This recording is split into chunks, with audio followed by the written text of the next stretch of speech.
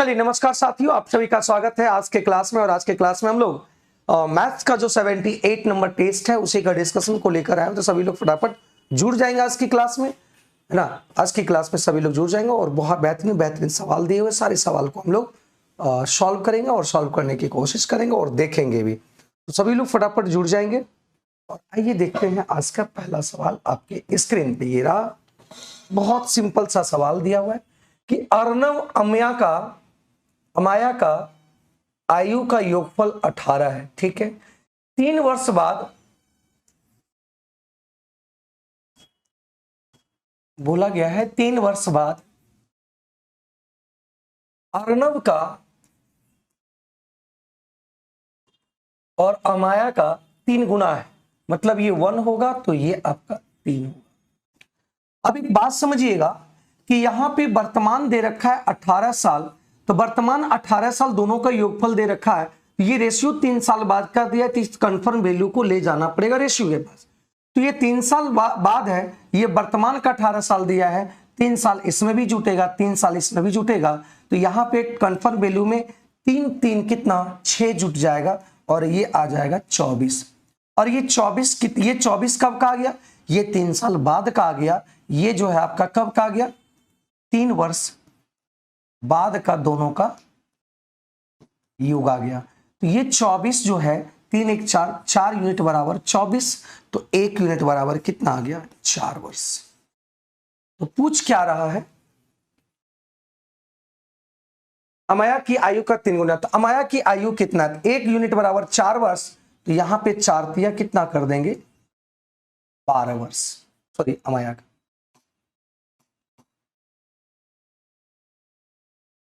1 minute 6 हो जाएगा। 1 unit बराबर 6 वर्ष, तो 4 यूनिट बराबर 24, तो 1 यूनिट बराबर 6 वर्ष, तो 6 वर्ष। लेकिन हमको चाहिए वर्तमान एज अमाया का, तो मतलब 1 यूनिट का मान, मतलब ये अमाया का आ गया है वर्तमान एज। तो इसमें हम वर्तमान चाहिए 6 साल, 3 साल बाद का है, तो इसमें 3 घटा देंगे तो ये आ जाएगा 3 वर्ष। इसका सही उत्तर option number C, option number C इधर एंड सही आंसर होगा। गुड आफ्टरनून मेरे भाई। 12 घटेगा, 12 घटेगा, 3 आएगा answer. 3 is the right answer. 3 इसका सही उत्तर आएगा। क्लियर है? 3 सभी का आ रहा है भाई, क्लियर है? यहाँ पे ये जो 18 दिया हुआ है वर्तमान का दिया और 3 साल बाद का रेशियो दिया है, तो इसको 18 को 3 साल बाद ले जाएंगे तो अर्णव और अमैया का तीनों, ये भी 3 साल बढ़ेगी और अमैया भी 3 साल बढ़ेगी, तो 3 6 साल जुटेगा, 24 साल हो गया। 3 साल बाद इन दोनों का योगफल 24 साल, तो 3 साल बाद इन दोनों का यूनिट देखा गया योगफल 4 यूनिट बराबर 24, तो 1 यूनिट बराबर 6, तो 1 यूनिट बराबर 6, तो अमैया का एज आ गया 3 साल बाद, 6 वर्ष का थे। 3 साल बाद वो 6 साल की थी, तो 3 वर्तमान घटाएंगे तो 3 घटा देंगे तो कितना साल का होगा? 3 वर्ष का होगा। तो यहाँ पे जेनिमिजा का 5 आ रहा है, गलत आपका आंसर आ रहा है। चलिए अगले सवाल की बात करते हैं। अगला सवाल देखिएगा, अगला सवाल क्या कह रखा है, यहाँ इस बात को समझिएगा, बेहतरीन सवाल है। थोड़ा सा यहाँ पे करेक्शन कर लेंगे, लीटर को कर लेंगे, भाग को हटा के लीटर को कर लेंगे। देखो यहाँ पे बर्तन में टोटल 36 था, इसमें से 5 लीटर मिश्रण को बाहर निकाला और 5 लीटर दूध को स्थापित कर दिया। जब 5 लीटर को बाहर निकाला मिश्रण में, तो यहां पे उस समय था कितना? 31। और 31 में क्या निकालने पर कभी भी रेशियो चेंज होगा क्या? कभी भी रेशियो चेंज नहीं होता। इस बात को ध्यान रखना कि अगर यहाँ पे दूध और पानी का मिश्रण है बर्तन में, उसमें कुछ बाहर भी कर देंगे तो रेशियो में कोई फर्क नहीं होगा, रेशियो जो का त्यों रहेगा। इस बात को ध्यान रखना। तो यहाँ पे रेशियो दूध और पानी का जो रेशियो है ये दे रखा है 3:1। तो यहां से आप निकाल लेंगे 3 2 5। अब मिश्रण में, अब ये टोटल 36 लीटर मिश्रण ना रहकर अब मिश्रण आपके पास कितना है? 31। 5 लीटर को निकाला, तो जब निकालने के बाद दूध और पानी कितना होगा यहां निकाल लेंगे, तो यहां 5 आया, तो यहां पे 31, 5 यूनिट बराबर आपका 31 है, तो 1 यूनिट का निकाल ले, यहां पे 3 कर दिए और यहां आ गया 31/5 गुना 1 आ गया। तो ये आ गया 3 3 3 9 93/5 आ गया और ये आपका 31/5 आ गया।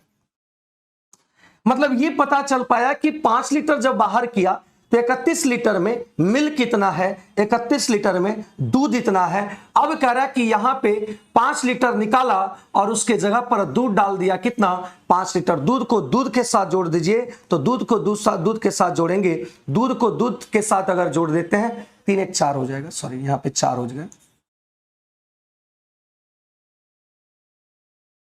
तो दूध को दूध के साथ जोड़ेंगे तो 4 पंचे 20, 20 अगर जोड़ेगा तो यहाँ 113/4 आएगा और यहाँ पे 31/4 आएगा ये रेशियो में। तो ये कट गया और आंसर आ गया 113/31 is the right answer. Option number E, option number E आ गया, ऑप्शन नंबर ई आ गया। एक बात समझो, ऑप्शन नंबर ई आ गया 113/31। कोई दिक्कत है तो बताओ, यहाँ पे ई इज द राइट आंसर होगा, क्योंकि यहां पे 5 लीटर मिश्रण को बाहर निकाला और 5 लीटर दूध डाल दिया। तो पहले 31 लीटर में मिल्क कितना है, 31 लीटर में वाटर कितना है, तो ये पता चल गया कि 31 लीटर में मिल्क इतना है, 31 लीटर में ये इतना है। और कह रहा अब 5 लीटर दूध मिला दिया। अब 5 लीटर जब दूध मिलाया तो दूध को दूध के साथ मिला दो, पानी में कुछ नहीं मिलाया तो पानी को ज्यों का त्यों लिख दिए। तो यहाँ पे दूध देखिए 5 लीटर मिला दिया, इसको जोड़े तो 113/4 आया और यहाँ 31/4 आया, 4 4 कट गया तो 113 और ये रेशियो आ गया। ठीक है, प्लेटफॉर्म बाय नवीन कुमार सिंह पे मिलेगा भाई। यहाँ पे अगले सवाल की बात करते हैं। तो ये सवाल सिंपल है, इसमें ज्यादा कुछ तो दिमाग लगाना नहीं है। ये आपका फॉर्मूला होता है क्या, mode equal to 3 median minus 2 mean. यहां पे देखिए दिया क्या है, बहुलक का दे रखा है, तो बहुलक का दे रखा है तो यहां पे रख दो। फिर देखिए माध्य कितना दे रखा है, तो माध्य आपका यहां दे रखा है देखिए 27.5, 27 गुना 2 करेंगे तो ये आ जाएगा 55, 55 इधर माइनस में इधर प्लस में आ जाएगा। देखिए माइनस करेंगे यहाँ पे 27, 27.5 रखे, 27.5 गुना 2 करेंगे तो ये 55 आ गया, 55 बराबर किधर आएगा प्लस में, और यहाँ पे निकल जाएगा क्या, मीडियन को निकाल देंगे तो यहाँ से आ जाएगा आपका 5 5 10, 5 2 7, ये आपका मीडियन का आ गया। ठीक है, तो यहां से अगर काटेंगे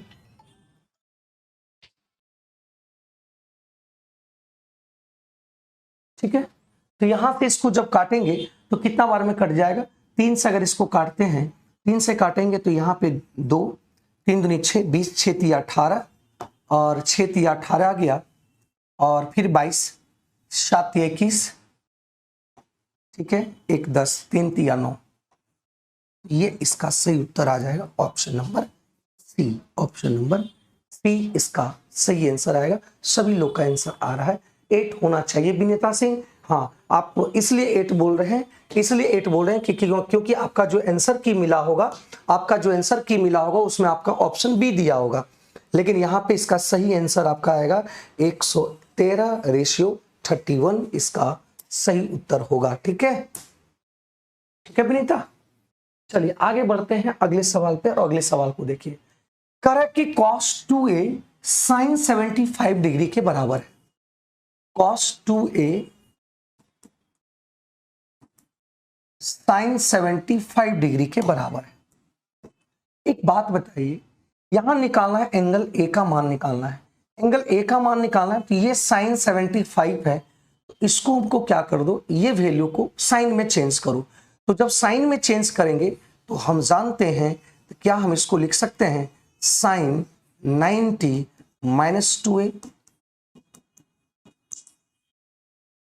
क्योंकि हम जानते हैं कि sin 90 - थीटा ये हो जाता है cos थीटा। ठीक है, ठीक है ना। तो यहां पे sin तो ये आपका एंगल यहां पे दिया हुआ है 90 - 2a = 75। तो यहां से अगर हम बात करें, ये इधर आएगा तो आ जाएगा 15, 2a, ए बराबर हो गया कितना 7.5 degree. Option number B, option number B is the right answer. Option number B आपका डियर जेंट्स बॉय, आप ए लिख दिए, ए नहीं होगा, 7.5 degree is the right answer, B is the right answer. कोई दिक्कत किसी को? कोई दिक्कत नहीं होनी चाहिए। अगले सवाल की बात करते हैं। यहां देखिए सवाल क्या बोला गया है। यहां बोला गया है कोई चतुर्भुज है, किसी भी टाइप का कोई भी चतुर्भुज है, ठीक है।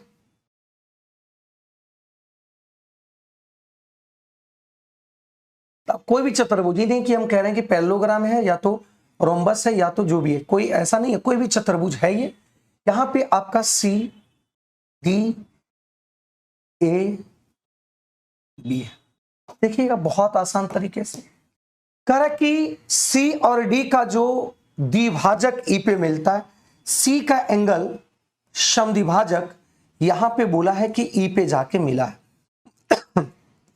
सी का समद्विभाजक एंगल इसका समद्विभाजक, अगर ये थीटा होगा तो ये भी थीटा होगा, ये अल्फा होगा तो ये भी अल्फा होगा। तो ये एंगल कह रहा है, ये एंगल जो है वो कितना है, 56 डिग्री। तो ये 56 डिग्री है। जब ये 56 डिग्री है तो ये आपका एक ट्रायंगल बन गया, ये आपका एक ट्रायंगल बन गया। और जब ये ट्रायंगल बन गया मेरे भाई, जब ये ट्रायंगल बन गया, ट्रायंगल के तीनों कोनों की मान की बात करें तो c/2, क्योंकि ये आपका समद्विभाजक है तो एंगल C पूरा था, इसका आधा होगा c/2। ये समद्विभाजक है तो ये आपका जो होगा एंगल d/2 प्लस E आपका मिल गया कितना।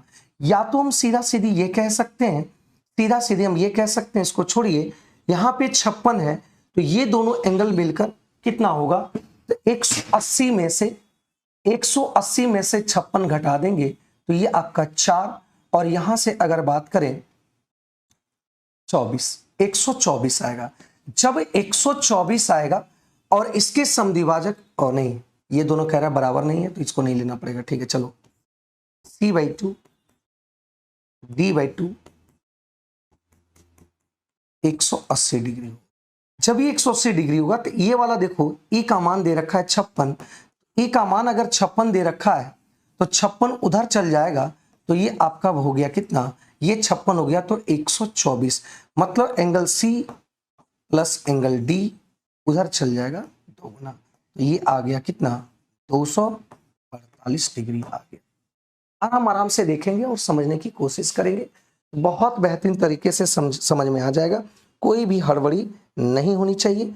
अब देखो यहां से ये C प्लस D आ गया 248, मतलब ये पूरा C और ये पूरा D आ गया 248, जहां पे A का मान दे रखा है कितना 49, तो ये एंगल पूछ रहा था, इसका एंगल आ जाएगा 360 में से आप घटा दो 248, आप घटा दो इसको, यही आंसर आ जाएगा। तो 9 8 17, 9 8 17 7, 10 में से 3 गया तो 3 आपका आंसर आ गया कितना, यूनिट डिजिट को देखते हुए आंसर मार दिए, मतलब B is the right answer. B का ऑप्शन हो जाएगा B is the right answer, 63 इस सही आंसर होगा।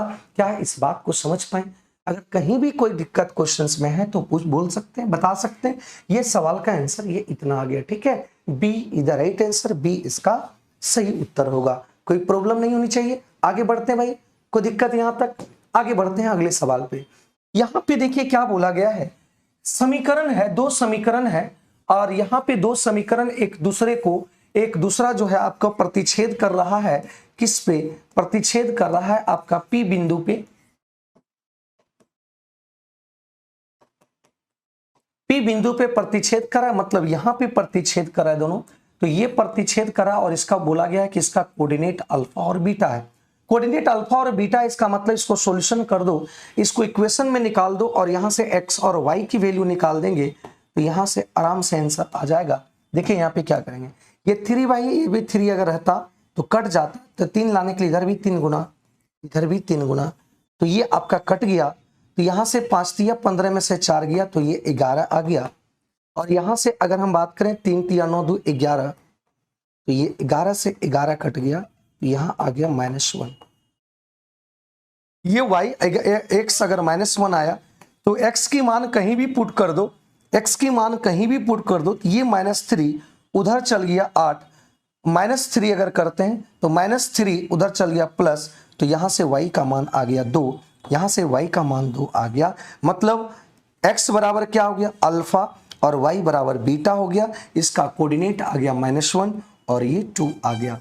अब क्या करना है भाई, इसको पुट कर देना है, इसको पुट कर देना सीधा सीधी इसमें निकालने के लिए, और इसी को निकालना है और पुट करना है। तो अल्फा का मान आ गया, अल्फा का मान -1, तो ये -3 आ जाएगा, और बीटा का मान 2 आया, 4 दूनी 8 हो गया, और ये आंसर आ गया -11। सी C C C is the right answer, सी इसका सही उत्तर आ गया। कहीं दिक्कत किसी को? सी सभी का आंसर आ गया। डोली, जेनिमिजे, विनीता, ठीक है, डियर जेंस बॉय, बहुत बढ़िया। मनीष कुमार, शिवम प्रकाश, सभी का आंसर -11 आ रहा है। बहुत बढ़िया, बहुत बढ़िया मेरे भाई।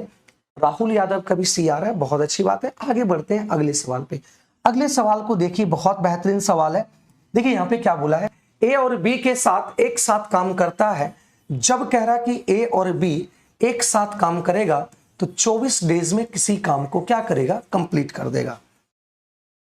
और बी और सी एक साथ अगर काम किया, बी और सी एक साथ काम किया तो कह रहा है कि 36 डेज में काम को क्या करेगा, कंप्लीट कर देगा। सबसे पहला बात है यहाँ पे टोटल वर्क निकालो। टोटल वर्क अगर निकालते हैं तो 24 36 का एलसीएम 72 आया। अब जब ये 72 आया तो 24 तिया 72 और 36 दूनी 72। ए बी की इफिशियंसी 3 आ गया, बी और सी की इफिशियंसी 2 आ गया, मतलब ये क्षमता आ गया, है ना।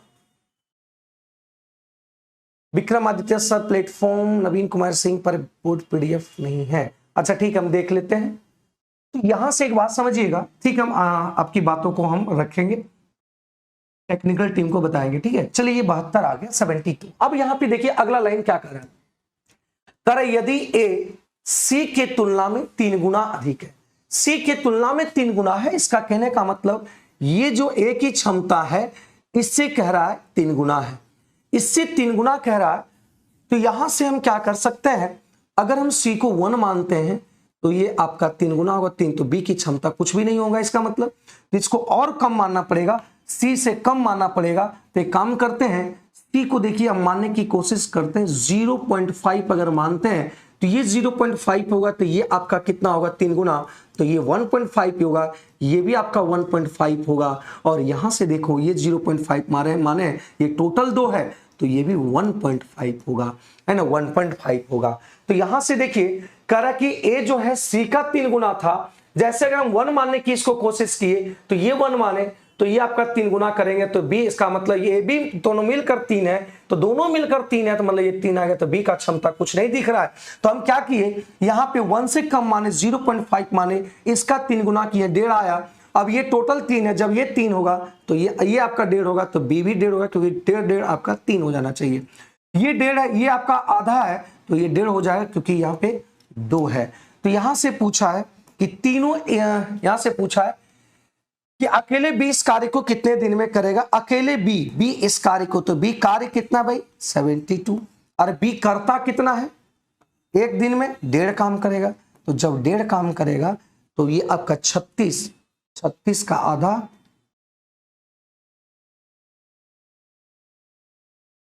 तो यहां पे काम करो, पॉइंट हटाओ, 10 लिख दिए, ये 2 बार में और ये आपका 3 बार में, तो ये आपका हो गया कितना, 24 दिया, तो ये आ गया कितना, 48 days. Option number A, option number A इसका सही आंसर आ गया। चलिए बहुत बढ़िया, सभी लोग का आंसर आ रहा है, सभी लोग का आंसर आ रहा है, बहुत बढ़िया। 48 डेज, ठीक है, बहुत आसान से हो गया, बहुत आसान हो गया, इसमें कोई डाउट नहीं हुआ। चलिए आगे बढ़ते हैं अगले सवाल पे। यहां दिया हुआ है, देखो इसको जब सॉल्व करेंगे तो ये x² और ये y² और ये आ जाएगा xy, उधर चल जाएगा xy। और जब यहां से हम इसको कॉमन लेते हैं, यहां से इधर ले आते हैं, बस अब निकालना किसको है, x³ प्लस y³। बताइए इसका क्या मान होगा, फॉर्मूला क्या होता है,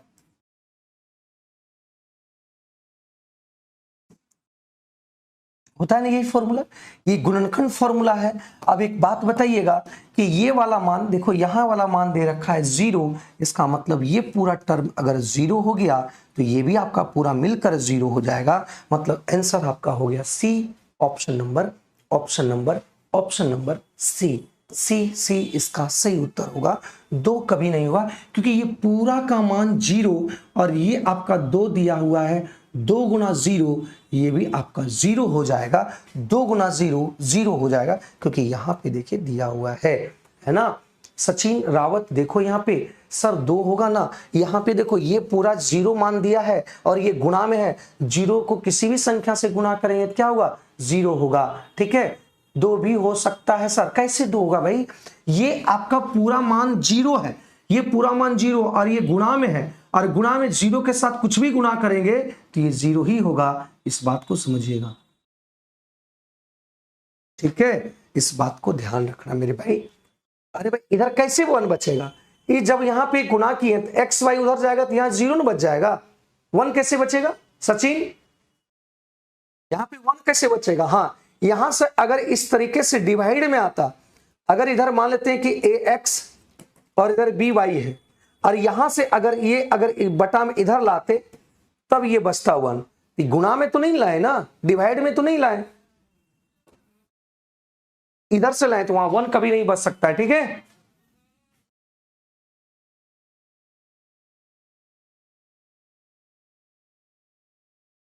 तो 0 कहता है जो मुझसे टकराए वो 0 हो जाएगा।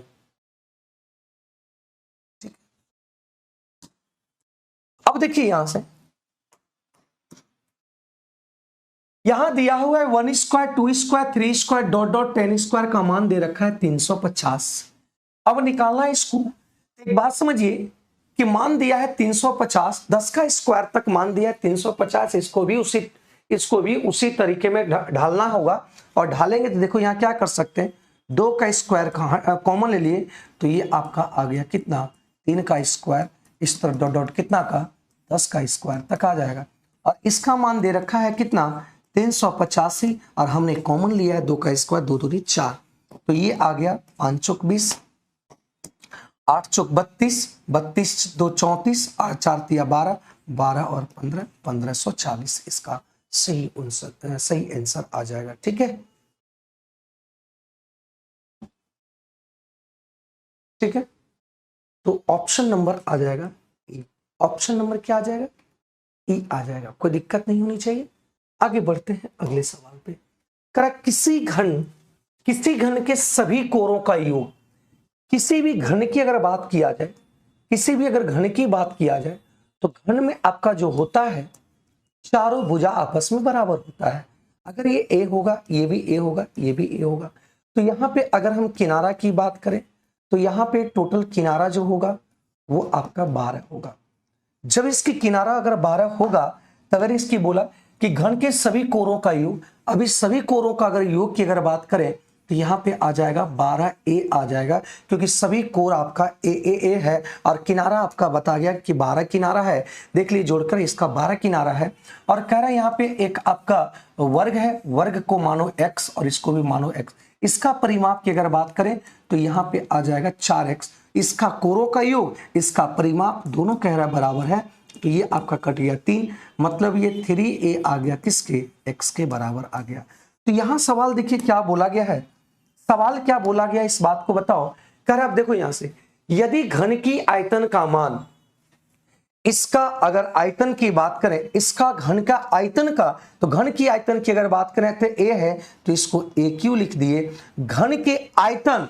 और कह रहा है कि वर्ग के क्षेत्रफल, वर्ग का क्षेत्रफल क्या होगा x स्क्वायर। कह रहा है दोनों आपका बराबर है, दोनों बराबर है। तो x की मान देखो, x की मान क्या दे रखा है 3a दे रखा है, तो 3a का स्क्वायर करेंगे तो ये 9a स्क्वायर आएगा और यहाँ आएगा AQ।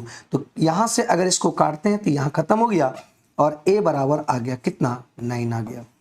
जब a बराबर 9 आया तो एक वर्ग की भुजा की अगर बात किया जाए तो वर्ग की भुजा को हम देखो क्या माने हैं, ये 3a माने हैं, 3a माने हैं, तो यहाँ पे निकल का 3 गुना a का मान आ गया 9, तो ये आ गया 27 इकाई आ जाएगा। Option number C, option number C is the right answer.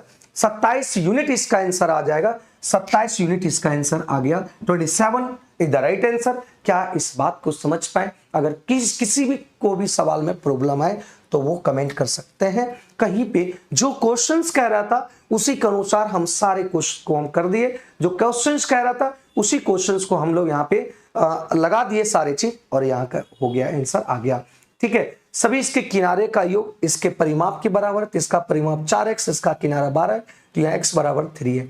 इसका वॉल्यूम इसके एरिया के बराबर है, तो एरिया x स्क्वायर, x का मान 3 है, तो यहाँ पुट कर दिए तो a का मान 9 आ गया। अब x की वैल्यू में पुट कर दो तो वही भुजा आ जाएगा। गुरुजी सुने आपका पुनः।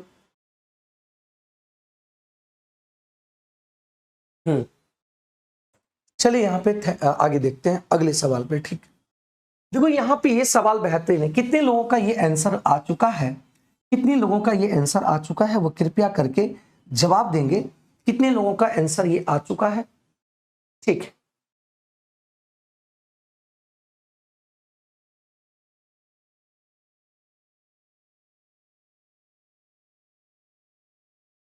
राधे राधे दीपक सिंह। देखो यहाँ क्या बोला गया है, इस सवाल को समझने की कोशिश करेंगे। एक त्रिभुज है एबीसी,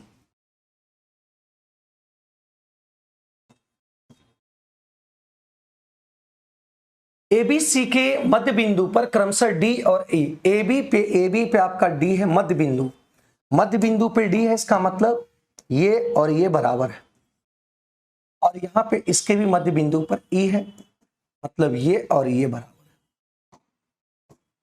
फिर क्या बोला गया, आगे बोला गया कि भुजा बीसी को बिंदु पी तक बढ़ाया गया।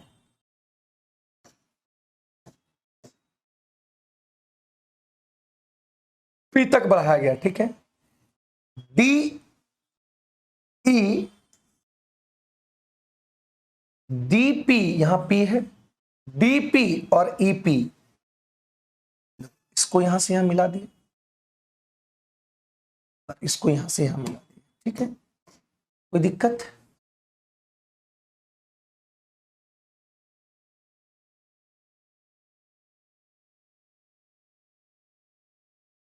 और डीसी, तो ये यहां से इसको मिला, इसको भी यहां से मिला दूंगा, थोड़ा सा मिला। एक बात समझिएगा, हम इसको एक साथ मिला दिए, थोड़ा सा इसको मिला दिए, देखिए यहां से। अब सवाल को समझने की कोशिश कीजिए, गुरु प्रणाम। देखो सवाल को समझिएगा, समझने की कोशिश कीजिएगा, ठीक है, सवाल को समझिएगा।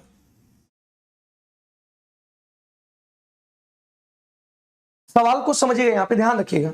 जब ये मिड पॉइंट है, जब ये मिड पॉइंट है, और एक याद रखिए, कॉन्सेप्ट को ध्यान रखिएगा, जब किसी त्रिभुज का अगर ये मिड पॉइंट है, ये अगर मिड पॉइंट है, अगर इसका रेशियो 1 होगा, इसका रेशियो 1 है, तो एरिया भी 1 होगा, एरिया भी 1 होगा, क्योंकि दोनों त्रिभुज के लिए हाइट सेम रहेगा, इसलिए एरिया डिपेंड कर जाएगा किस पे, बेस पे कर जाएगा।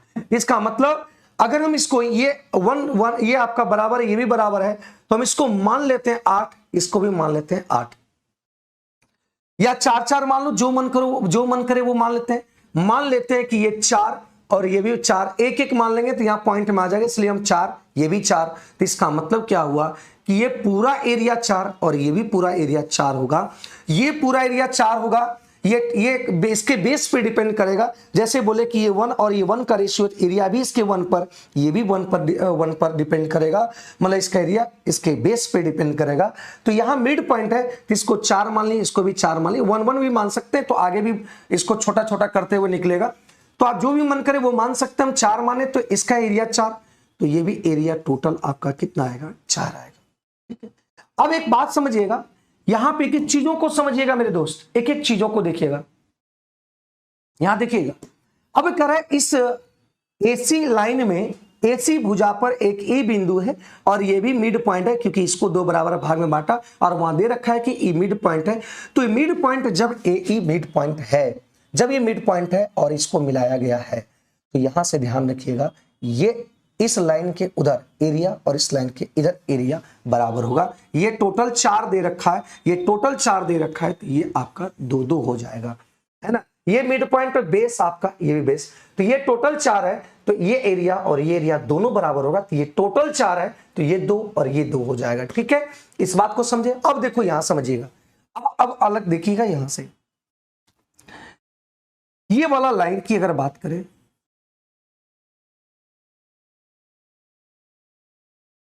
किसी भी, थोड़ा सा ध्यान रखिएगा, किसी भी समांतर भुजाओं में, समांतर लाइन में किसी एक बेस को मान करके इस पे जोड़ लगा के इस पे जोड़ देंगे तो ये एरिया और ये एरिया दोनों बराबर होंगे।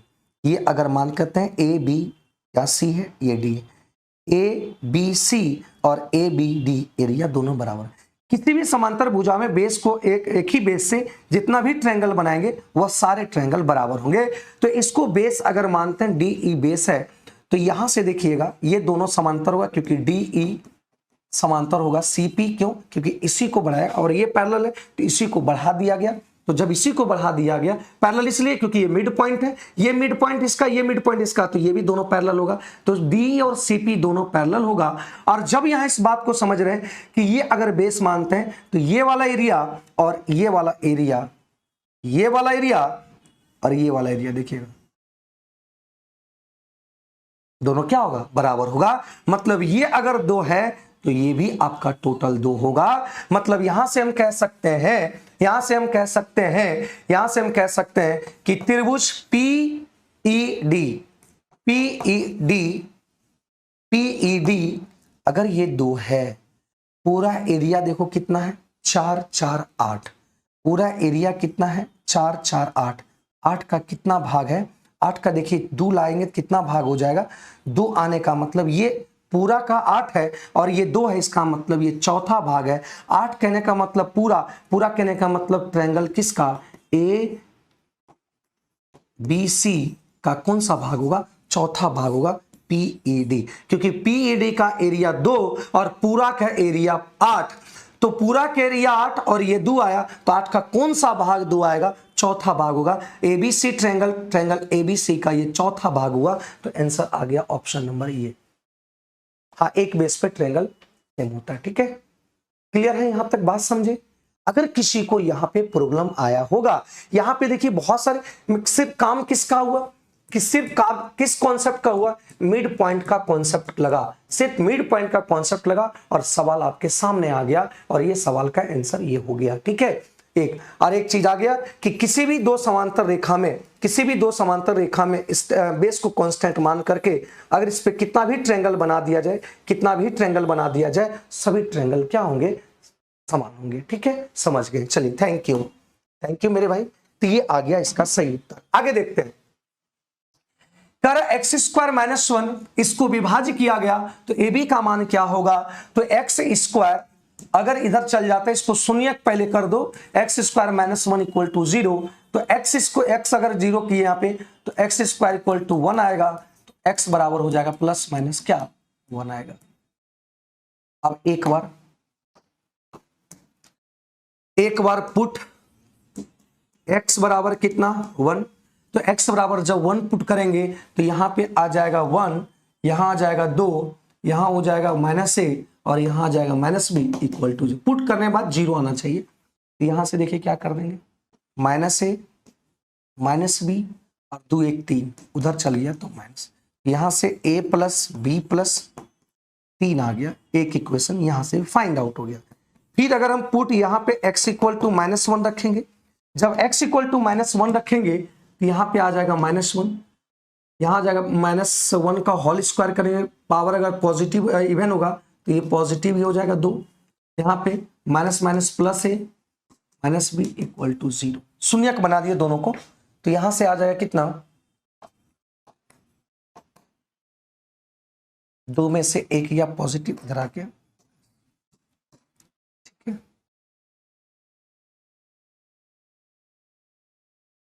तो यहां से आपको निकालना है किसका, a का मान। जब इसको सॉल्व करेंगे तो a का मान 3 दोनों को जोड़ने के बाद ये a का मान निकालेंगे, दोनों को जोड़ेंगे मतलब 3 में से गया 2, तो 2 का आधा करेंगे 2, मतलब ये आ गया 1। b की अगर बात करें इसमें से अंतर करेंगे तो यहाँ पे आ गया कितना 2। Option number B is the right answer, B इसका सही उत्तर आएगा। ठीक है, चलिए सभी का बी आ रहा है, बहुत बढ़िया, सभी का बी आंसर आ रहा है, बहुत अच्छी बात है। इसमें कैलकुलेशन करना था, पुट करना था, ज्यादा दिमाग लगाने की जरूरत नहीं था।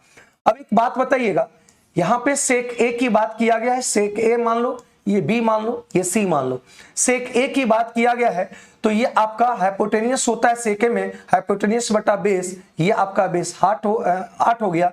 और 8 7 15 आप जानते हैं ट्रिपलेट होता है, 8 15 17 ये ट्रिपलेट होता है। निकालना है देखिए यहां से किसका, साइन ए का मान। तो साइन ए का मान कितना होगा जल्दी बताइए मेरे भाई, 15 बटा 17। अगर हम बात करें कॉट ए की बात करेंगे तो कॉट ए की बात करेंगे तो ये आप आ गया 8 बटा 15।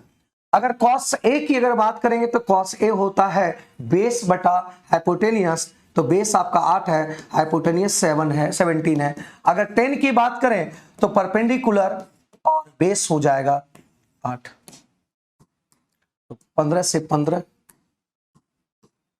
17 दूनी 15 दूनी 30 और 30 और 8 38, 17 चौका 68, 8 चौक 32, 32 में से 30 चल गया कितना हो गया 2। यही आंसर आ गया कितना 19 is the right answer, B इसका सही आंसर आ गया। ठीक है,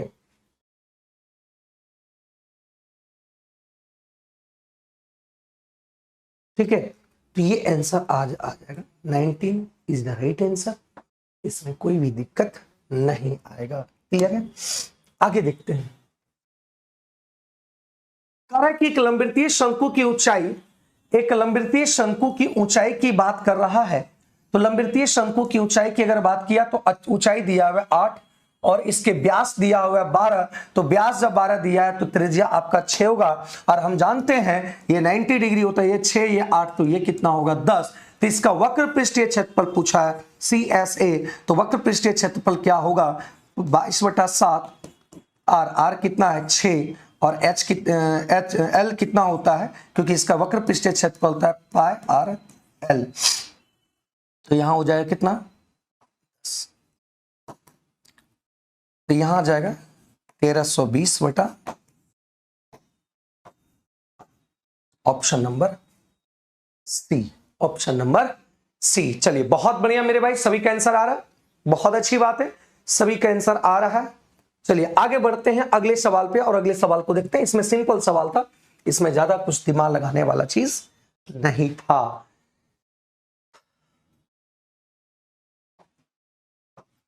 देखो यहां पे जब भी क्वेश्चंस में कॉट या टेन नजर आ जाए तो हम थीटा बराबर या फाई बराबर क्या मान लेंगे 45 डिग्री रख लेंगे।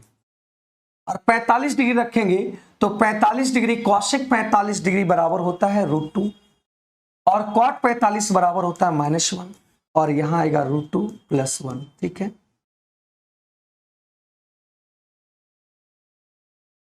अगर ये भागा को गुणा में चेंज कर देंगे तो ये ऊपर चल जाएगा, तो 1 + cos 45 का मान √2 और ये भी आ जाएगा 1 + √2। क्योंकि भागा में जब चेंज करेंगे तो ये बटा आपका जो फ्रैक्शन चेंज हो जाएगा, नीचे वाला ऊपर, ऊपर वाला नीचे चला आएगा। ठीक है, अगर इसको हम कंजुगेट मल्टीप्लाई यहां से करते हैं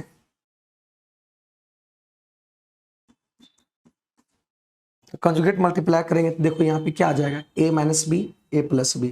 यहां आ गया नीचे 1 और ऊपर आ गया देखिए √a - b का होल स्क्वायर हो जाएगा, क्योंकि a - b 2 बार आए तो a - b का होल स्क्वायर, रूट खत्म कर देगा, ये आपका ये आ गया। ठीक है, और √2 खत्म हो जाएगा, यहाँ पे 1। तो यहां से अगर करेंगे तो ये भी आपका हो जाएगा कितना, प्लस में है, तो ये आ जाएगा आपका आंसर कितना 1। तो ऑप्शन नंबर कौन देखने को मिल रहा है, सी देखने को मिल रहा है, सी, ऑप्शन नंबर सी 15 का आपका सी आ रहा है। जब इसको बेसिक चेंज करेंगे, बेसिक जब बनाएंगे तो जब बेसिक बनाएंगे तो आप क्या करना, साइन कट जाएगा, तो मतलब ये आ जाएगा 1 - cos phi और 1 + cos phi, ये रूट आ जाएगा और ये गुणा में आ जाएगा, ऊपर चेंज कर दो cos phi और sin phi। इसको बना लेना है ना, इसी में आपको बना लेना। ठीक है, इस टाइप का आप बना लेना, बेसिक में बनाएंगे तो इसको आप कैलकुलेशन कर लेना, सॉल्व कर लेंगे। ठीक ना, कि करना पड़ेगा, बोलो करना पड़ेगा कि सॉल्व कर लेंगे भाई।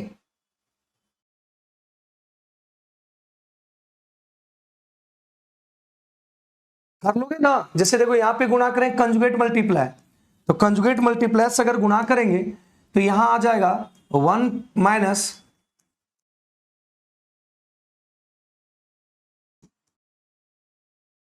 ठीक है, तो ये 1 माइनस आ जाएगा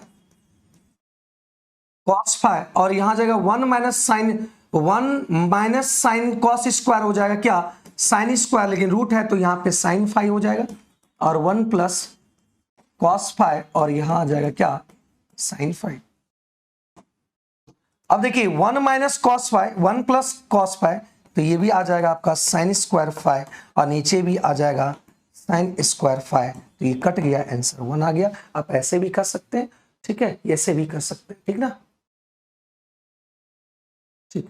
चलिए आगे देखो, यहां पे क्या बोला है कि ए की आय बी की आय से 50% अधिक है। ए की जो आय है बी से बोला है 50% अधिक है, तो ये आपका अगर 2 होगा तो ये आपका कितना होगा, 3 होगा। चलो एक काम करते हैं, ये अगर 100 होगा तो ये 150 रहने दीजिए, क्योंकि यहां से वृद्धि हुआ है तो आराम से 0 कट जाएगा। ए की आय में 40% की वृद्धि किया, ए की इनकम में अगर 40% की वृद्धि किया तो 40% कितना आएगा 150 का, 15 चौका 60 आएगा, मतलब ये आ जाएगा 210 हो जाएगा। इनकम पहले 150 था, अब इनकम यहां पे आ गया कितना, अब यहां पे आ गया 210। बी के आय में 30% की वृद्धि किया, तो 30% की अगर वृद्धि किया है तो यहां पे आ जाएगा कितना, 30 जुट जाएगा, 30 जुट जाएगा तो ये 130 आया। अगर इसको जोड़ते हैं तो यहां पे आ जाएगा कितना, 200, 340, और यहां कितना आ गया 250। कितना क्या वृद्धि हुआ ओवरऑल, तो ओवरऑल वृद्धि हुआ कितना 90,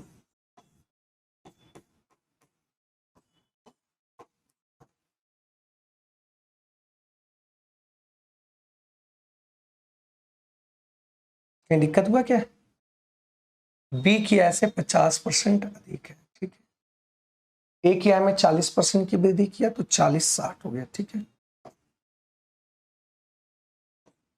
25 चौका 100, ये आ गया कितना 36%। Is right answer option number C, option number ठीक, ठीक है। चलिए सही है ना, हाँ सही है।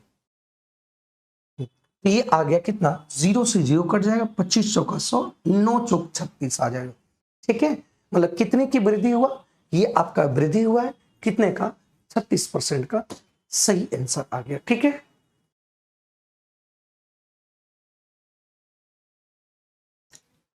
कहा कि एबीसी में एबी और बीसी के क्रमशः डी इस प्रकार है। देखिए यहाँ पे कोई ट्रायंगल है एबीसी,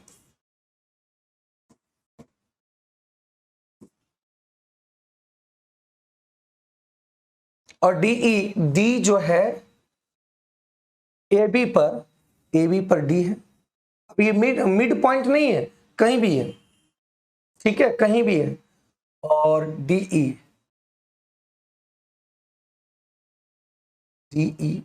एसी के समांतर, मतलब ई यहां पे बिंदु है, ठीक है, वहां दे रखा है बीसी पर ई बिंदु है। अब इसको मिला दिए तो कह रहा कि ये वाला और ये वाला दोनों पैरेलल है, समानांतर है, ठीक है। यहां पे डीई दे रखा है, डीई दे रखा है 3, और ये दे रखा है कितना, एसी दे रखा है 5। तो हम जानते हैं कि जब ये दोनों पैरेलल है, जब ये दोनों पैरेलल है तो हम कह सकते हैं यहां से एंगल बीईडी, त्रिभुज बीडीई और त्रिभुज एबीसी ये समरूप होगा। और जब ये समरूप होगा तो इसका एरिया इसके भुजा के स्क्वायर के बराबर होगा। तो भुजा 3 दिया है और ये दोनों समांतर है, तो 3 का स्क्वायर ये हो जाएगा कितना 9, 5 का स्क्वायर ये हो जाएगा कितना 25। तो 25 आपका टोटल हुआ, तो 25 टोटल हुआ। इसका मतलब कितना हुआ कि रेड पेन ला देखिएगा, अगर ये 9 है और ये टोटल 25 है तो बताइएगा तो ये आपका कितना होगा 100 होगा। 100 मतलब कौन, रेड पेन से जो कलर कर रहे हैं ये आपका 16 होगा। और यही आपका BCD जो दिया हुआ है कितना ACED आपका यूनिट 16 है और यही 16 बराबर दे रखा है 32। तो 1 बराबर कितना होगा 2 होगा। तो ये बता आपको निकालना है BDE 9 बराबर कितना होगा, तो ये आ जाएगा कितना 18 सेंटीमीटर इसका सही आंसर होगा option number C. Option number C. कहीं पे किसी को भी अगर कोई दिक्कत होगा तो बताएंगे मेरे भाई। क्या इस बात को समझ पाए कि जब ये दोनों त्रिभुज समरूप होगा तो ये एरिया जो होता है भुजा के स्क्वायर के बराबर हो जाता है, भुजा के स्क्वायर के रेशियो के बराबर हो जाता है। ये आप अच्छे तरीके से जानते हैं और इस क्वेश्चन को हम क्या किए, आंसर ले आए। मतलब ये एरिया 3 का स्क्वायर है तो ये पूरा एरिया जो बेस आपका पूरे ट्रायंगल के लिए, तो ये 5 का स्क्वायर 25, 25 टोटल का है। जब ये 9 है तो ये आपका 16 आएगा, इस चतुर्भुज का 16 आएगा। इस समलंब चतुर्भुज जो बनेगा उसका आ जाएगा कितना, 16 आ जाएगा। 16 यूनिट बराबर 32 आ जाएगा। यहां पे ये आंसर आ गया। ठीक है, अब कह रहा है कि 6000 की धनराशि के लिए 5% वार्षिक ब्याज की दर पर 2 वर्ष में प्राप्त साधारण ब्याज और वार्षिक रूप से चक्रवृद्धि ब्याज होने वाला चक्रवृद्धि ब्याज में कितने का अंतर होगा। तो जब भी अगर सीआई और एसआई की अंतर की मैं बात करूं, किसका, 2 वर्षों का, तो याद रखना 2 वर्ष के सीआई एसआई का अंतर की मैं बात करूं तो एक फॉर्मूला होता है, याद रखना, डायरेक्ट आर स्क्वायर बटा 100%। आर स्क्वायर बटा 100% याद रखना मेरे भाई। आर का मान 5 है तो आर का मान 5 है, 5 5 25 और 100 से डिवाइड करेंगे तो 0.25% होगा। मतलब ये अंतर आ गया 0.25%। और यहां आपको मूलधन दिया हुआ है 6000, अब दोनों का अंतर निकालना है तो 0.25% को 100 करेंगे, पॉइंट यहां हटाएंगे तो 00 है,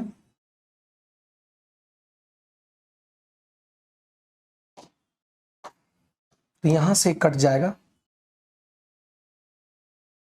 5 बचे 2 बचे, 2 से कट गया ये 3, तो ये आ गया कितना, 15। ये 15 आ गया ऑप्शन नंबर ए। ठीक है, ये ध्यान रखिएगा। ठीक है, इसको ध्यान रखिएगा, दिमाग में बैठा लेना, ये वाला आपका। ठीक है, आर स्क्वायर बटा 100%। 3 साल का अगर बोले तो 3 साल का आ जाएगा 3a स्क्वायर, पॉइंट के बाद डबल डिजिट में लेना है और यहां पे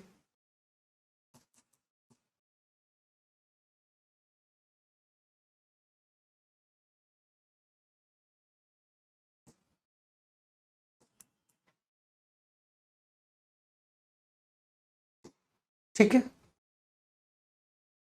चलिए अगले सवाल की बात करते हैं। डोली कुमारी कह रही है कि 17 को फिर से बताइए। अच्छा ठीक है, लास्ट में बता देंगे। ठीक है, डोली लास्ट में बता देंगे, लास्ट में पूछेगा, लास्ट में बता देंगे। कारण एक रेस का ट्रैक एक रिंग के आकार का है। एक रिंग के आकार का कहने का मतलब यह है कि ये आपका एक सर्कल हुआ।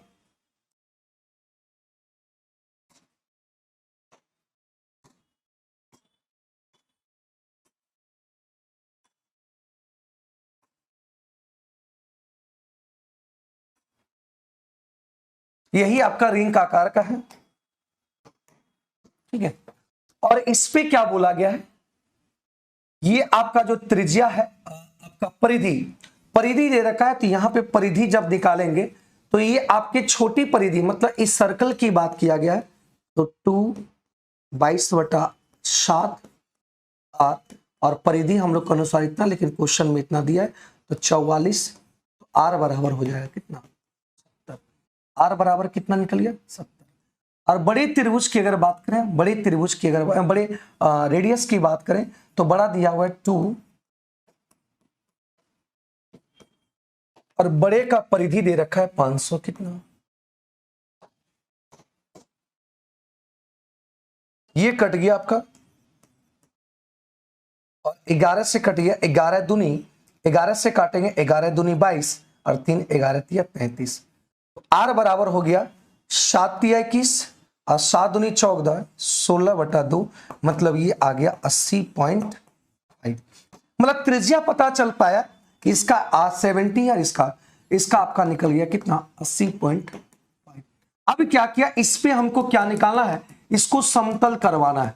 तो इसको समतल करवाने में जो खर्च लगेगा या तो खर्च है वही निकालना है। तो सबसे पहले इस पथ का एरिया निकालना है।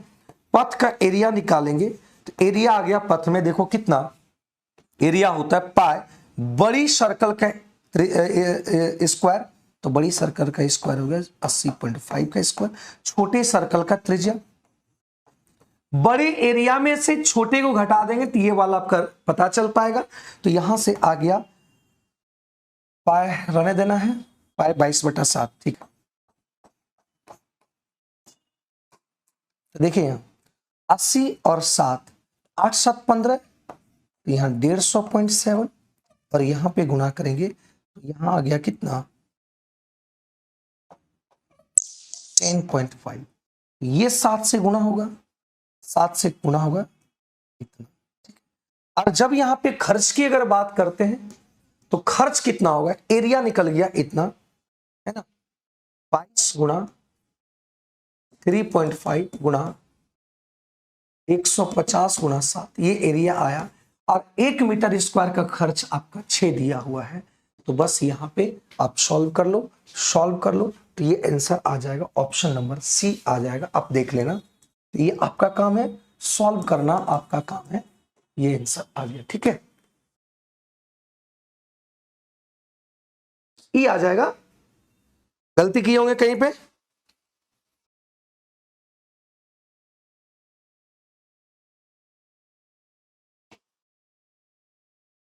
गलती किए होंगे। गुरुजी आज ये टेस्ट मेरे मोबाइल पे शो नहीं किया है, जिसके कारण टेस्ट नहीं दे पाया। कोई बात नहीं, डोली आपका ई नहीं होगा, विनीता सिंह ई नहीं होगा।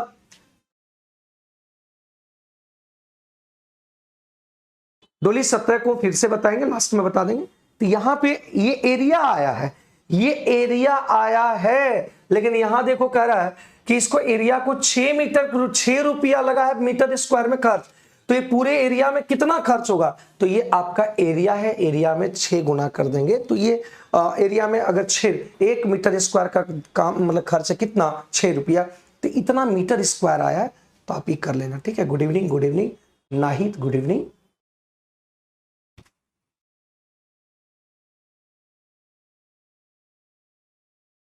हाँ 5 होगा। ठीक है, आगे बढ़ते हैं अगले सवाल पे। हाँ जया आ तो रहा है वही, अरे वही आएगा, इसको सॉल्व करेंगे तो आप जितना लाए हैं 49 इतना ही आएगा। लेकिन एरिया नहीं पूछा, एरिया में जो इसको इसी एरिया को समतल करेगा और समतल करने में 6 रुपया पर मीटर लग रहा है। तो इतना मीटर स्क्वायर आपका एरिया आया, इसमें गुना कर देंगे 6 रुपया, तो 6 जब गुना करेंगे तो आंसर आ जाएगा इतना। ठीक है, सवाल को पढ़िए एक बार।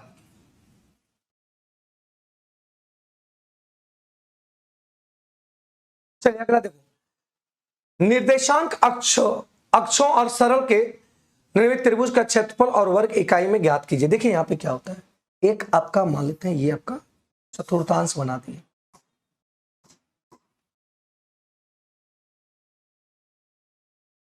यहां पे अगर ये बोला गया है त्रिभुज यहां बनाना है, आपका दिया हुआ है 5x + 7 = 3। अगर हम यहां पे ये 0 और 0 कोऑर्डिनेट लिए, ओरिजिन से बनाना है, ठीक है, एक्सिस से स्ट्रेट लाइन। देखो अगर हम x को 0 मानते हैं, x को 0 मानेंगे तो y कितना हो जाएगा 5। तो x को जब हम 0 मान लिए तो ये आपका 0 और कितना आ गया, ये 5 आ गया कोऑर्डिनेट। अगर y को कोऑर्डिनेट को 0 करेंगे, क्योंकि इस लाइन पे y नहीं होगा, y को जब 0 करेंगे तो x की वैल्यू कोऑर्डिनेट कितना आ गया, ये आपका आ गया 7 और 0। इसका मतलब क्या हुआ, इसका मतलब क्या हुआ कि यहां से ओरिजिन से इसकी जो लंबाई होगी वो 7 होगी, ओरिजिन से इसकी जो लंबाई होगी, इसकी जो लंबाई होगी वो कितना होगा 5 होगा। तो ये आपका एक 90 डिग्री बन गया। तो इसका एरिया निकल कर आएगा, आपका एरिया निकल कर आएगा 1/2 × 7 × 5। तो ये आंसर हो गया 35/2, option number B, option number B. ठीक है, ऑप्शन नंबर बी इसका सही आंसर होगा। क्लियर है भाई, यहां तक कोई डाउट किसी नहीं है। आगे बढ़ते हैं अगले सवाल पे। घनाभ के आकार वाले एक टैंक की लंबाई 12 मीटर है। यदि इससे 18 किलोलीटर पानी निकाल लिया जाता है तो हम जानते हैं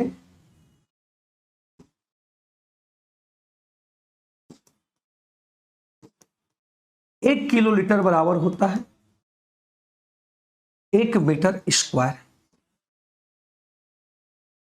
ठीक है, 1 किलोलीटर बराबर होता है,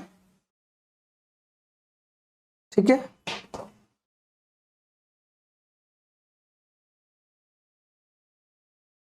ठीक है ना।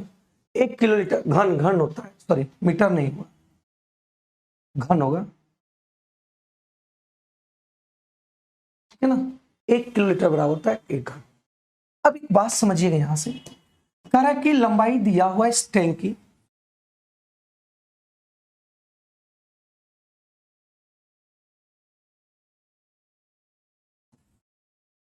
उल्टा बन गया, ये टैंक है, इसकी लंबाई दे रखा है 12। अब पानी निकाला तो इसमें घन लीटर आ गया, जिसकी जल स्तर 30 कम हो गया, जल स्तर 30 कम हो गया, मतलब पानी की कमी हो गई। तो ये पानी आपका 30 मीटर कम हो गया। 30 बोला क्या, सेंटीमीटर, तो सेंटीमीटर को मीटर, क्योंकि ये भी मीटर में है, ये भी मीटर में, इसको भी मीटर में चेंज कर दो तो ये आ गया कितना, 0.3 मीटर हो जाएगा। ठीक है, तो ये मीटर आपकी जल स्तर कमी हुई। तो चौड़ाई निकालना है, चौड़ाई पता नहीं है, ये बी देख लो। तो एक बात समझिएगा, पानी का आयतन कितना होगा, 12 गुना LB, B गुना H 0.3, और यहां पे आयतन देखो कितना है, आयतन 18 किलोलीटर। 18 किलोलीटर बराबर 1 मीटर, 18 किलोलीटर बराबर है, तो यहां 1 मीटर क्यूब बराबर है 1 किलोलीटर। तो 18 किलोलीटर बराबर कितना होगा, 18 मीटर क्यूब हो जाएगा। तो इसका आयतन जो है 18 मीटर क्यूब हो जाएगा। तो इधर भी आयतन, इधर भी हम लोग के अनुसार आयतन, लेकिन क्वेश्चन में आयतन इतना दे रखा है, तो पॉइंट हटाएंगे 10, तो ये 6 × 18, 6 दूनी 12, और ये कट गया 5, मतलब बी बराबर आ गया कितना, 5। बी इसका सही आंसर ऑप्शन में हो गया। ठीक है, 1 मीटर क्यूब बराबर, ठीक है, 18 किलोलीटर, 1 किलोलीटर बराबर 1 मीटर क्यूब, तो 18 किलोलीटर 18 मीटर क्यूब के बराबर आएगा। और मीटर क्यूब जहां लग जाता है मतलब वो बात करता है किसकी, आयतन की बात करेगा। किसकी बात करेगा, आयतन की बात करेगा, वॉल्यूम की बात होगा। ठीक है, वॉल्यूम की बात होगा। त्रिभुज के क्षेत्रफल का अनुपात दे रखा है, त्रिभुज की एरिया जो है वो दे रखा है, एरिया दे रखा है 1:2, एरिया दे रखा है 1:2, और इसका बेस दे रखा है 3/4। तो बताओ एरिया में आपका होता हाफ, हाफ तो कांस्टेंट है, तो b इंटू एच होता है। b जब तक नहीं कटेंगे, एरिया में half into b into H होता है, तो हाफ हाफ तो कांस्टेंट है, रेशियो में कोई उसका वैल्यू नहीं है। तो b से b जब कटेगा तो h निकल जाएगा, तो h का हो जाएगा 1/3।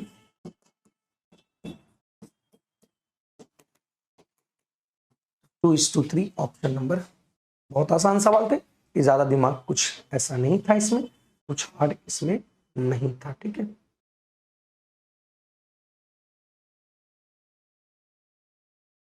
कोई दिक्कत है तो बताओ, क्योंकि एरिया होता है हाफ इंटू बी और एच। अगर इसको बी से डिवाइड करेंगे तो ये तो कांस्टेंट होता है, इससे कोई मतलब है नहीं, जो का त्यों रहेगा, चाहे कितनों बढ़े कितनों कम हो, ये जो का त्यों रहेगा। तो बी से बी कट गया, तो मान किसका निकल जाएगा, एच का। अगला सवाल कर रहा है, 3 अंकों की संख्या, 3 अंकों की बड़ी से बड़ी कौन सी संख्या है जो 4 से, 5 से और 6 से विभाज्य है। तो 3 अंकों की बड़ी संख्या 5 से विभाज्य होने का मतलब, 5 से विभाज्य होने का मतलब यूनिट डिजिट पे 0 और 5 होना चाहिए। तो 0 और 5 नहीं है, ये तो खत्म हो जाएगा डायरेक्ट ऑप्शन। अगर यहां से कोई संख्या 6 से कट रहा है, तो 6 से कटने का मतलब वो 2 और 3 से कटना चाहिए। तो 3 से 2 से तो कट रहा है, 3 से 6 करेंगे, 9 6 15, ये तो कट रहा है, लेकिन यहाँ पे 9 8 ये कभी नहीं कटेगा। और ये 4 से ये भी कट रहा है, 5 से ये भी कट रहा है, 6 से यही कट रहा है। आंसर हो गया आपका ए इसका सही उत्तर आ जाएगा बाय ऑप्शंस। ए इसका सही आंसर होगा। या बेसिक बनाएंगे, तो बेसिक बनाएंगे 4 5 6 का एलसीएम लेंगे, तो 6 5 6 30, 30 दूनी 60, ये आ गया 60। अब क्या करेंगे, 3 अंकों की बड़ी सी बड़ी संख्या कितना है 99, इस एलसीएम से इसको डिवाइड करो तो ये कितना बार में आएगा,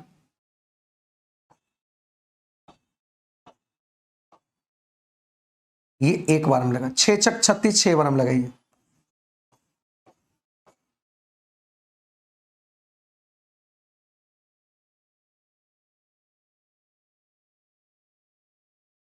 ठीक है, ये आ गया।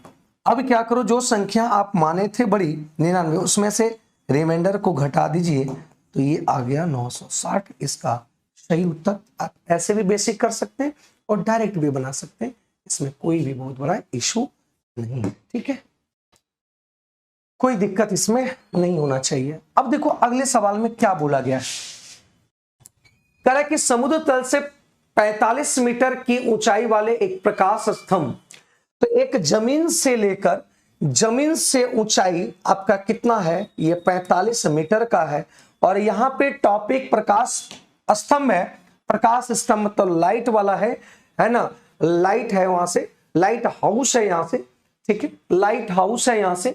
अब देखिए यहां क्या बोला गया है, लाइट हाउस है, सिर से अवलोकन करता है, मतलब यही से अवलोकन करता है कि प्रकाश स्तंभ की ओर सीधे आ रहे एक जहाज का अवनमन कौन, मतलब यहां से एक, यहां से देखता है कि एक जहाज यहां पे है, तो एक इसका अवलोकन अगर किया, मानते यहां पे है, इसका अवलोकन किया तो ये 30 डिग्री का था, वो इधर ही आ रहा है, इसके प्रकाश स्तंभ की तरफ आ रहा है, फिर कुछ देर के बाद देखता है तो यहां पे आग बन गया क्या, 30 डिग्री से लेकर 45 डिग्री हो गया, तो यहां से ये आ गया। ठीक है, मतलब इतनी दूरी को कवर किया।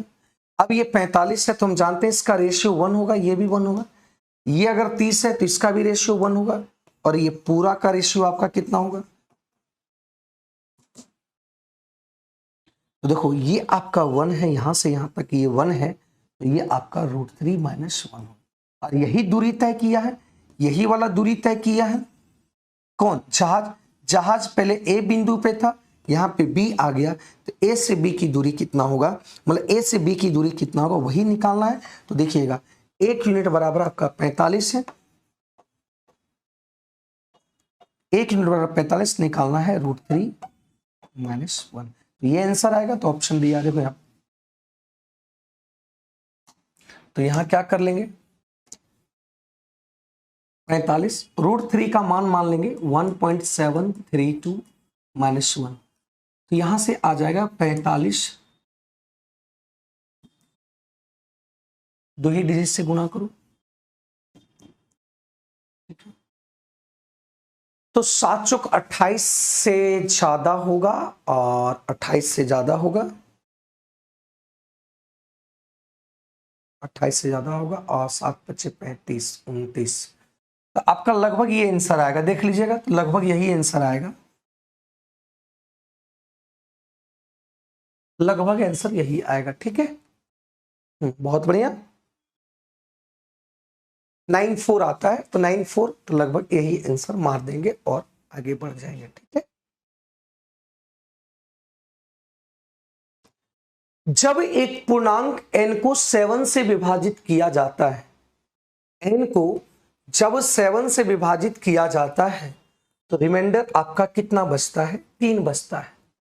जब इसको 6n से डिवाइड कर दिया जाएगा, तो 6n से अगर 7 से डिवाइड कर दिया जाएगा, तो यहां भी रिमाइंडर आपको देखेंगे 6n, 6 × 18, 7 दूनी 14, यहां पे रिमाइंडर बच जाएगा कितना, 4, क्योंकि हमने n को ही क्या मान लिए, n को ही 3 मान लिए, n को ही क्या कर लिए, 3 मान लिए, संख्या को ही 3 मान लिए। जब 3 अगर 3n मान लिए तो 6 × 18, 18 को जब 7 से डिवाइड करेंगे तो यहां से रिमाइंडर कितना बचेगा, 4 बच जाएगा। Directly answer option. ठीक है, कोई दिक्कत नहीं, आसान सवाल थे, इसमें ज्यादा कुछ था नहीं। कर 300 में से कौन सी सबसे छोटी संख्या गुणा कर दिया जाए, कि 300 में से सबसे छोटी संख्या क्या गुणा कर दिया जाए, कि वह गुणा कर दिया जाए जो ये 105 का फैक्टर हो, 105 से की गुणज हो, मतलब क्या गुणा कर दिया जाए, गुणनफल के बाद जो आएगा वो 105 का फैक्टर, 105 का गुणज होगा। 105 का गुणज होगा मतलब 105 किससे किससे कटता है, तो यहां से देखिए 15 गुना 7 होता है, 15 गुना 7 होता है। इसका मतलब क्या है, 15 गुना 7 है, 15 से ये कट रहा है, मतलब ये 7 से नहीं कटा, इसका मतलब x की मान जो होना चाहिए वो 7 होना चाहिए, तभी तो 15 का गुणनफल होगा, तभी तो ये 15 का गुणनफल होगा। तो यही आंसर हो जाएगा ऑप्शन नंबर।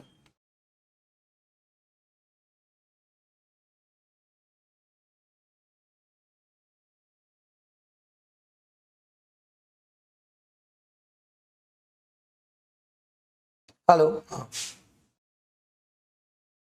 क्या कोई दिक्कत है भाई, यहां बताओ, कोई प्रॉब्लम है यहां से?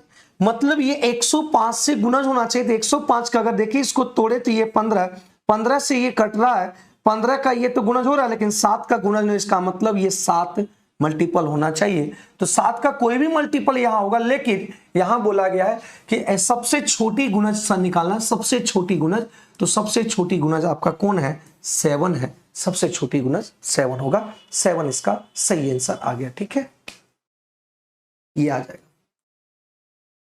अरविंद कमल का आंसर सही आ रहा है, बहुत बढ़िया, और भी सभी लोग का आंसर सही आ रहा है, ठीक है, बहुत बढ़िया। प्रवीण कुमार का सी आ रहा है, वो गलत हो जाएगा, सबसे छोटी बोला गया है, सबसे छोटी बताया गया। ठीक है, अगले सवाल की बात किया कि दो संख्याओं के बीच का अंतर, दो संख्याओं के बीच का अंतर की अगर बात किया तो 15 है, और इसके एलसीएम एचसीएफ का गुणनफल आपका दिया हुआ है। तो एक बात समझिएगा कि product of two numbers equal to LCM into HCF होता है, फॉर्मूला में होता है ना। एलसीएम का मान दे रखा है कितना, 3, और एचसीएफ का मान दे रखा है 108। तो एक बात समझिएगा कि ये वाला जो है आपका पहला और दूसरा का गुणनफल, दो संख्याओं का गुणनफल है। तो यहां से देखिएगा, इसको ऐसा फैक्टर तोड़ना है कि दोनों के बीच का अंतर 15 हो जाए, क्योंकि दो संख्याओं के बीच का अंतर 15 है। ठीक है, अगर हम इसको मान लेते हैं 27, और ये 27 गुणा 4 करेंगे, 4 इधर भेज देंगे तो 4 या 12 लिख सकते हैं। देखिए दोनों के बीच का अंतर क्या 15 हो गया, और यहां भी बोला कि दोनों संख्याओं के बीच का अंतर 15 है, मतलब संख्या आपका पहली संख्या हो जाएगा कितना 27, और दूसरी संख्या हो जाएगा कितना 12। इसके व्युत्क्रम का योगफल पूछ रहा है, व्युत्क्रम का अंतर पूछ रहा है, तो इसके व्युत्क्रम ये आपकी ये बड़ी संख्या है 1/12, 1/27। अगर ये फ्रैक्शन में चलाएगा तो ये आपकी सबसे छोटी संख्या होगा, ये बड़ी संख्या हो जाएगा। तो यहां से इसको जब सॉल्व करेंगे तो इसका एलसीएम आ जाएगा 108, 12 नंबर और 27 चौका, ये आ गया 5/108। व्युत्क्रम बोला, व्युत्क्रम मतलब रेसिप्रोकल, इसका उल्टा है ना, इसका उल्टा। ठीक है, ऑप्शन नंबर बी आ गया। चलिए बहुत बढ़िया, सभी का आंसर आ रहा है, बहुत अच्छी बात है। ठीक है,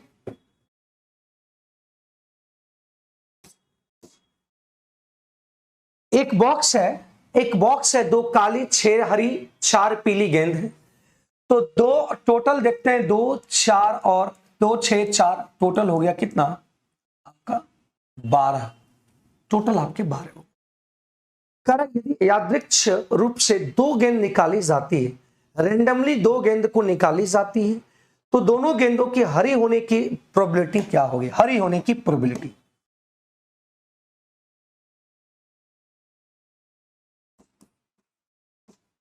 सबसे पहली बात प्रोबेबिलिटी,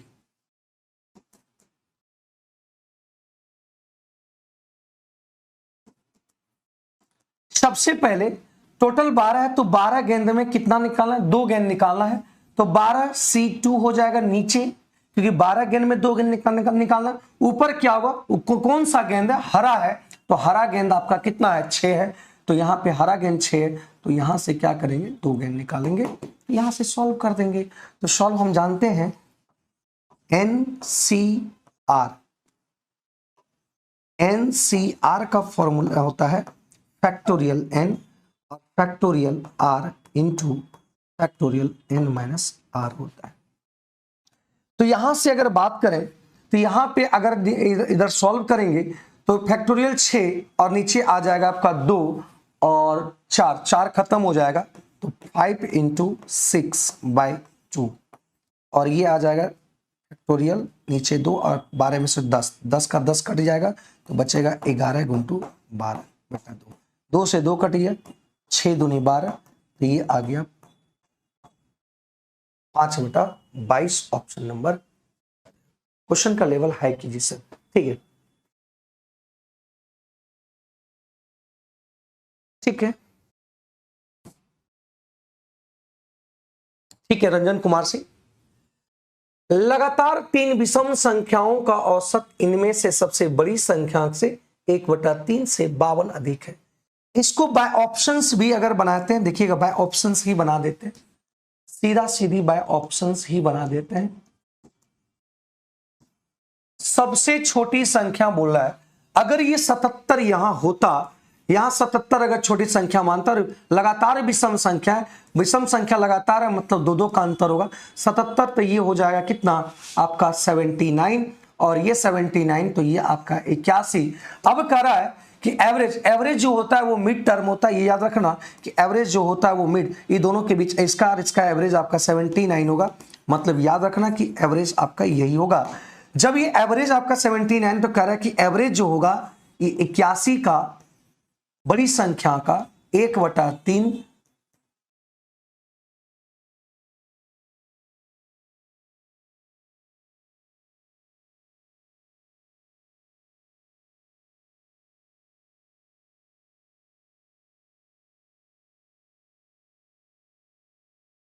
1/3, ठीक है, 1/3। जब 1/3 इसको करेंगे तो ये आ जाएगा आपका कितना 27। इससे कह रहा है कि 52 अधिक है, तो 9 में से 7 किया 2 और ये 52 अधिक है, मतलब यही आपका सही आंसर आ जाएगा, यही आंसर सही आ जाएगा, ठीक है। लेकिन एक बात समझिएगा, आप कहिएगा सर हम सब कुछ चेक करना पड़ेगा, नहीं। अगर ये छोटी संख्या 75 है तो छोटी संख्या 75 है, जब छोटी संख्या 75 है तो ये 77 और ये आपका 79, क्या इसका बड़ी संख्या का 1/3, कभी भी 1/3 की बात किया है, कभी भी बड़ी संख्या 1/3, ये कभी 3 से कटेगा नहीं कटेगा, मतलब ये डायरेक्ट आंसर नहीं आएगा। ये 81, 83 और ये 85 आएगा, कभी बताइए 8 5 13, 8 5 13 कभी भी 3 से कटेगा नहीं कटेगा, तो ये भी आपका नहीं होगा, तो डायरेक्ट पहला ऑप्शन आया और आंसर को हम लोग निकाल दिए, आंसर को निकाल दिए और कर पाए और देख पाए इसका आंसर क्या होगा, ठीक है। अगर मेथड से जानना चाहते हैं तो मेथड से आप जानना चाहते हैं तो यहां से आ गया x एक संख्या, फिर x+2 और फिर x+4 आ गया, ठीक है। अगर ये 3 है, 3 2 5, यहां देखो यहां पे ये आ गया। अब कह रहा है कि इसका जो एवरेज होगा, इसका जो एवरेज होगा तो वो एवरेज हमेशा ये होता है बीच वाला, तो एवरेज होगा x+2 से 52 अधिक होगा कौन, बड़ी संख्या का, सॉरी एवरेज जो है बड़ी संख्या का 1/3 से 52 अधिक होगा। तो यहां से आप सॉल्व कर लेना, x वगैरह सॉल्व करके आप x का वैल्यू निकाल लेना और आंसर आप यहां पे फाइंड आउट कर लेना, ठीक है।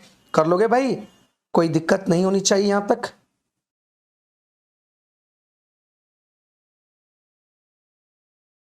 मैथड से बताएं, देखो यहां पे कर दिए, तो आप यहां पे बेसिक से इसको बना लीजिएगा, बेसिक से बना लीजिएगा, ठीक है, आप कर लेना बेसिक से, ठीक है। अगला सवाल यहां पे बनाइएगा, थोड़ा सा 1 मिनट के लिए थोड़ा सा ब्रेक लेते हैं, आप बनाइए इसको। चलिए आगे बढ़ते हैं अगले सवाल पे।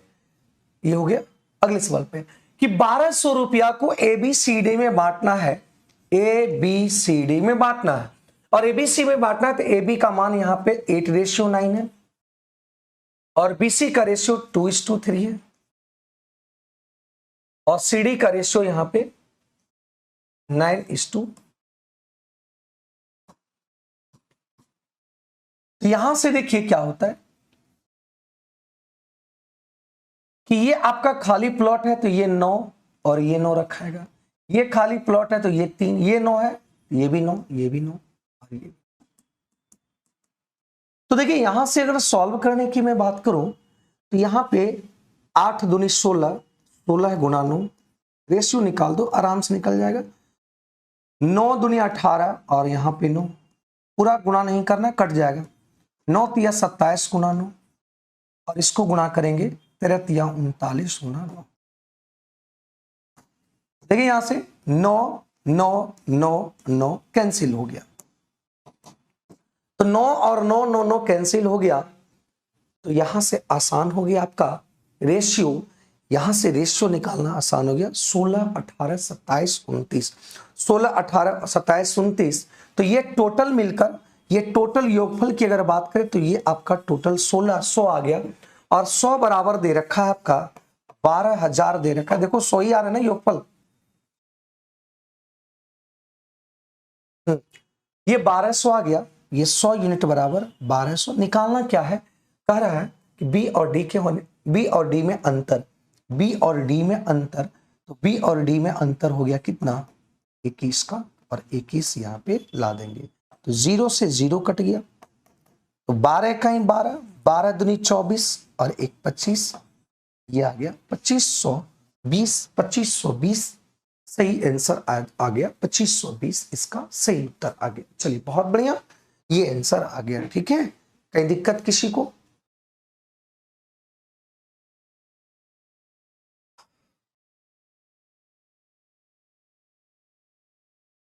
ठीक है,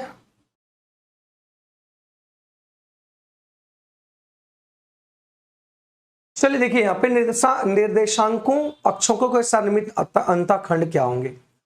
तो समतल समतल अगर यहाँ पे बात करें, किसी समतल द्वारा काटे गए अंतःखंड का जो किसी समतल द्वारा काटे गए अंतःखंड का जो फॉर्मूला होता है वो x अपॉन ए, वाई अपॉन एक्स अपॉन ए, वाई अपॉन बी और जेड अपॉन सी, ये होता है। अंतःखंड की बात करेंगे तो एक क्या बोलते हैं 3D लाइन का अगर बात करें तो ये आपका आ जाएगा क्या, यही फॉर्मूला आ जाता है, कंडीशन आ जाता है अगर समतल भूमि में अंतःखंड से बांटा गया तो x अपॉन ए, वाई अपॉन बी और z अपॉन सी। तो इसको इसी तरीके से कन्वर्ट करना है, 3x 4y और 2z इक्वल टू 6, यहाँ 1 लाना है, तो सभी जगह कितना 6 से और 6 से डिवाइड करना है, तो ये आपका आ गया 1।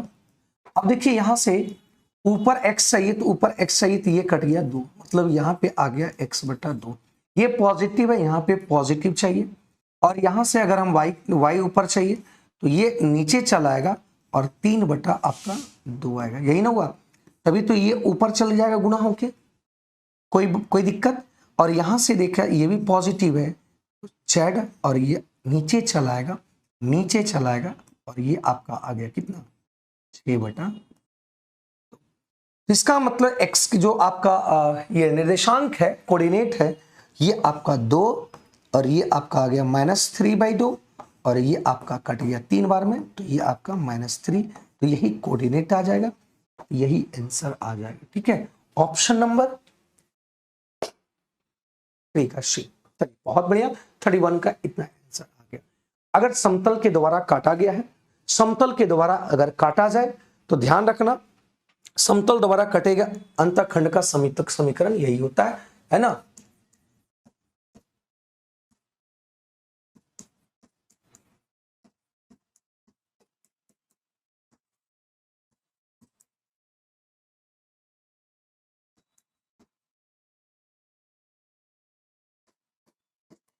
समीकरण यही होगा। ठीक है,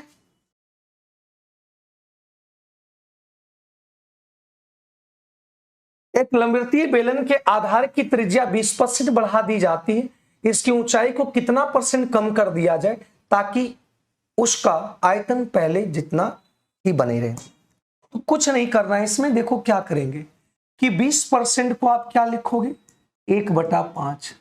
अगर लंबवृत्तीय बेलन की आयतन की बात करें तो पाई स्क्वायर h है, तो पाई तो कांस्टेंट, इससे कोई मतलब, r को 2 बार बढ़ाया, ये 5 से कितना हो गया 6, ये भी 2 बार बढ़ेगा, 5 से हो गया कितना 6, तो यहां से अगर 5 5 25 और ये 6 6 36 हुआ। एक बात बताइए, r को बढ़ाया तो h को कम करना पड़ेगा, तो यहां से कम करना पड़ेगा, इनवर्सली हो जाएगा, तो ये कम को कम करना पड़ेगा, तो यहां आ गया कितना,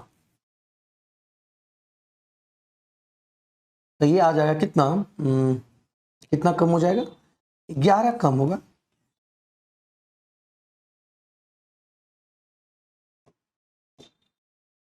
नौ चौक 5,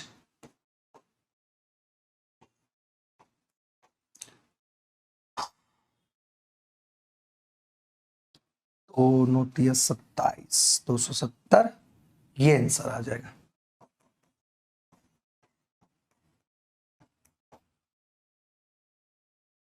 सी आ जाएगा।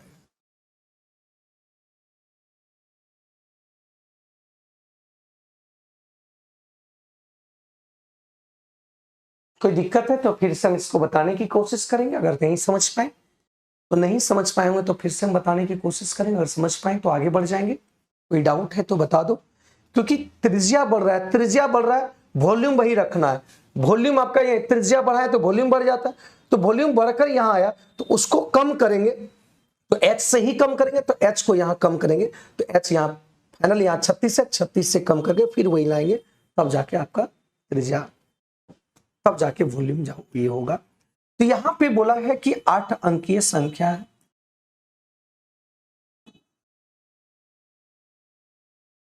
और कह रहा है ये 88 से डिविजिबल है। जब 88 से ये डिविजिबल है तो इसका हम, जब ये 88 से डिविजिबल है तो ये 8 और 11 से भी डिविजिबल होगा। इसका मतलब जब हम 8 से डिविजिबल होगा तो इसके 3 डिजिट को देखेंगे, 3 डिजिट को देखेंगे, और 3 डिजिट को जब हम इसको देखेंगे कि ये 8 से डिविजिबल है, तो यहां पे इसका मान जो होगा 0 से लेकर 9 तक रखेंगे, तो ये 8 से 0 रखेंगे, 8 5 40, नहीं पूरी तरह से नहीं कटेगा, मतलब y की मान जो रखेंगे तो y की मान आपका 3 रखना पड़ेगा, 32 और 72, 7 रखना पड़ेगा। y का मान 3 और 7 रखेंगे तभी जाके 8 से पूरी तरह से कटेगा, और कोई भी वैल्यू रखो नहीं कटेगा, तो 3 और 7 होगा, रहने देते हैं। अब यहां 11 से कटने की बात करें तो अल्टरनेट डिजिट का सम 7 दूनो 9x, मतलब ये आ गया 9 प्लस x प्लस वाई, 4 4 8 8 8 2 10, ये 10 आ गया। अब यहां से एक बात समझिएगा कि यहां पे क्या रख दें, 11 से कटने का मतलब ये होता है कि इन दोनों का अंतर या तो 0 हो जाए या तो 11 हो जाए। तो 0 तो पॉसिबल नहीं होगा, 0 पॉसिबल तभी होगा जब ये 1 और 0 रखें या 1 और 0 रखें, ऐसा पॉसिबल नहीं है कि y का मान ओनली 3 और 7 ही रखाएगा, तो और कुछ नहीं रखाएगा। जब ये 3 मिनिमम 3 रखेंगे तो 10 से ज्यादा हो जाएगा, इसका मतलब इसको 11 बनाओ कि इसका और इसका अंतर 11 आ जाए। तो जब 11 आ जाएगा तब पर भी कटेगा, तो इसका देखो देखेंगे कि ये 10 है तो ये आपका हो जाना चाहिए 21 हो जाने दे, तभी 10 और 21 का अंतर 11 होगा। और 21 आने के लिए y की मान को अगर 3 रखते हैं तो 9 9 18, तो x को मान को कितना रखना पड़ेगा? 9 रखना पड़ेगा। अगर ये 7 रखते हैं तो 9 7 16, इसको 6 रखना पड़ेगा, ठीक है, 6 रखना पड़ेगा, नहीं 5 रखना पड़ेगा, ठीक है, 5 रखना पड़ेगा। जब यहां से एक बात समझेंगे कि x की मान को या तो 3 और 7 रख सकते हैं, 3 7 रखें तो इसी हिसाब से x की मान रखें। हम पहला वाला टर्म को देखते हैं, पहले वाले टर्म को देखते हैं, अगर आंसर मिल जाता है तो ठीक है। देखो यहां पे 4 गुना x की वैल्यू कितना है? 9, y की मान कितना है भाई? 3 आया, तो 9 चौक 36 प्लस 3 तिया 9, ये आ जाएगा कितना? 45। एक ऑप्शन आपका हिट किया।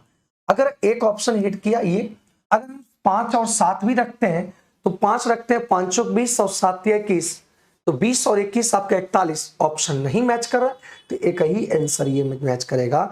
मतलब क्या? पुट x बराबर कितना? 9 और y बराबर कितना? ठीक है, तो यहां पे आंसर आ गया 45, इसका सही उत्तर आएगा, 45 इसका सही उत्तर होगा। ये वाला पुट नहीं करना है, 9 और 3 ही पुट करना है। श्रवण कुमार कह रहे हैं कि नहीं समझ में आया। तो कौन से सवाल आपको नहीं समझ पाए, तो वो आप बताएंगे भाई, कौन से सवाल नहीं समझ पाए, तो उसको हम फिर से बताने की कोशिश करेंगे। अगर कोई सवाल नहीं समझ पाए तो कोई दिक्कत नहीं ना, आगे बढ़े। ठीक है, आगे बढ़ते हैं। कर रवि की कुर्सी मोहन को 10% के लाभ पर बेचा। रवि एक कुर्सी मोहन को 10% लाभ पर बेचा। अगर ये 100 में खरीदा होगा तो इसको मोहन को बेच दिया 110 में, और मोहन इसे गोविंदा को 20% लाभ पे बेच दिया। तो गोविंदा को 20% लाभ पर बेच दिया। तो देखो गोविंदा को 20%, 11 दूनी 22 ज्यादा पर बेचेगा, मतलब 132। देखिए निकाल लेना आप लोग, है ना, 20% निकालेंगे, 22 ज्यादा में बेचेगा। ठीक है, अब देखो यहां कर, यदि गोविंदा इसके लिए 1320 रुपये का भुगतान किया, तो गोविंदा मोहन से खरीदा है, तो मोहन से जब खरीदा तो उसको पैसा दिया होगा, तो वो कितना 1320 रुपया दिया। लेकिन यहां रेशियो में कितना दिया, 1320, मतलब 1 यूनिट बराबर कितना 10। तो पूछा रवि का क्रय मूल्य कितना है, तो रवि खरीदा था 100 में, तो यहां 10 गुना कर देंगे, तो ये आपका 1000 आंसर आ गया, ऑप्शन नंबर बी।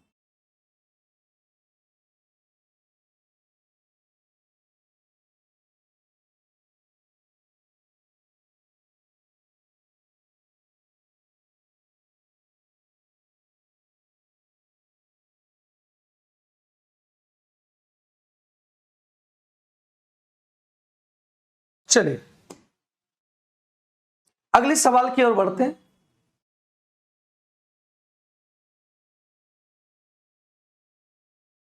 बत्तीस क्या आया, ओ 32 का, अच्छा ठीक है। हम लास्ट में जो जो क्वेश्चन नहीं समझ पाए तो उसको हम करवा देते हैं। 10 किलोमीटर की चाल से जाती है और एक निश्चित दूरी को 2 घंटे में तय करती है, तो निश्चित दूरी बताओ कितना होगा। तो निश्चित दूरी हो जाएगा आपका, डिस्टेंस हो जाएगा कितना, 10 किलोमीटर से जाता है और 2 घंटा में पहुंचता है, तो ये आपका 20 किलोमीटर हो गया, कोई दिक्कत नहीं। यदि अपनी चाल को बढ़ा दिया, +5 से, मतलब अब चाल 15 किलोमीटर प्रति घंटे की रफ्तार से जा रहा है, तो 15 किलोमीटर प्रति घंटे की रफ्तार से जा रहा है, तो इसमें टाइमिंग कितना लगेगा, तो इसमें टाइमिंग लगा, दूरी तो वही चलना है 20 किलोमीटर, अब 15 से चल रहा है तो गुना 60 कर दें, क्योंकि मिनट में निकालना है, तो 15 चौका 60, मतलब ये 80 मिनट। तो अब 80 मिनट में, और पहले चलता था कितना, 120 मिनट, मतलब कह रहे हैं कि 2 घंटा, मतलब 120 मिनट में पहले जो वही दूरी को तय करता था, तो 2 घंटा मतलब 120 मिनट में, अब यहाँ पे 80 मिनट में कितना मिनट समय बचा लेता है। जब 5 किलोमीटर अधिक जाएगा तो समय बचा लेगा कितना, 40 मिनट समय को बचा लेगा, तो 40 मिनट समय को बचा लेगा। तो option number C is the right answer, ये C is the right answer होगा। ठीक है, अगली बात करते हैं कि समद्विबाहु त्रिभुज के तीनों भुजाओं का, यह समद्विबाहु त्रिभुज है, और यह समद्विबाहु त्रिभुज हम जानते हैं कि 2 भुजा आपके क्या होते हैं, किसी कोई भी 2 भुजा आपके बराबर होते हैं, 2 भुजा बराबर होते हैं। तो यहां पे बोला इसका तीनों भुजाओं का योग 20 दिया हुआ है, और इनके एक भुजा और आधार का अनुपात 3:4 दिया हुआ है, तो 3x और कितना दिया है 4x, और कह रहा है एक भुजा, बराबर भुजाओं वाली एक भुजा, तो ये आपका 3x हो गया, और ये भी 3x हो गया, बराबर भुजाओं की एक भुजा,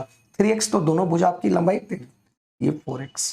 ठीक है, तो यहां से 4 3 7 10, 10x बराबर दिया हुआ है कितना, ये तीनों का योगफल हम लोग करो सर इतना, लेकिन क्वेश्चंस में दे रखा है 20, तो ये कट जाएगा x बराबर कितना। तो यहां पूछा है त्रिभुज की ऊंचाई कितनी होगी, त्रिभुज की ऊंचाई क्या होगी। एक बात बताइए, ये आ गया टोटल कितना, ये आ गया कितना 6, ये कितना आ गया 6। अगर इसकी हाइट निकालना है, तो हाइट निकालना है, तो ये टोटल 8 आया, तो टोटल यहां से यहां कितना आ गया 8, ये 4, तो हाइट निकल जाएगा, तो हाइट निकल जाएगा √6 का स्क्वायर -4 का स्क्वायर,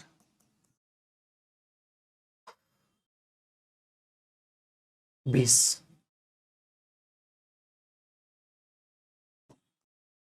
कोई दिक्कत, ऑप्शन नंबर, आसान सवाल था। 40 मिनट होगा बीपीएससी तैयारी लवर, 40 मिनट होगा। ठीक है, 40 मिनट होगा, 4 मिनट नहीं होगा। ठीक, बहुत बढ़िया।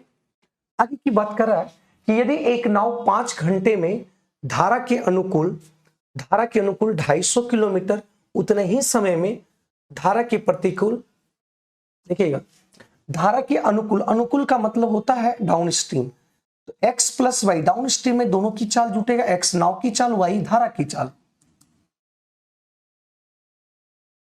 ये आ जाएगा कितना 50 किलोमीटर पर आवर। करा कि धारा के प्रतिकूल उतने ही समय में वो 150 किलोमीटर जाता है, समय वही 5 घंटा में, तो ये आपका आ गया 30 किलोमीटर पर आवर। यहां बोला कि तैरती हुई लकड़ी 6 घंटा में कितनी दूरी जाएगा। तैरती हुई लकड़ी तैर रहा है, तो कोई लकड़ी है आपका तैर रहा है, तो ये 6 घंटे में कितनी दूरी जाएगा, 6 घंटे में। तो लकड़ी की कोई अपनी चाल नहीं होगी, मतलब इसका मतलब ये जितना धारा की चाल होगी वही लकड़ी की चाल होगी।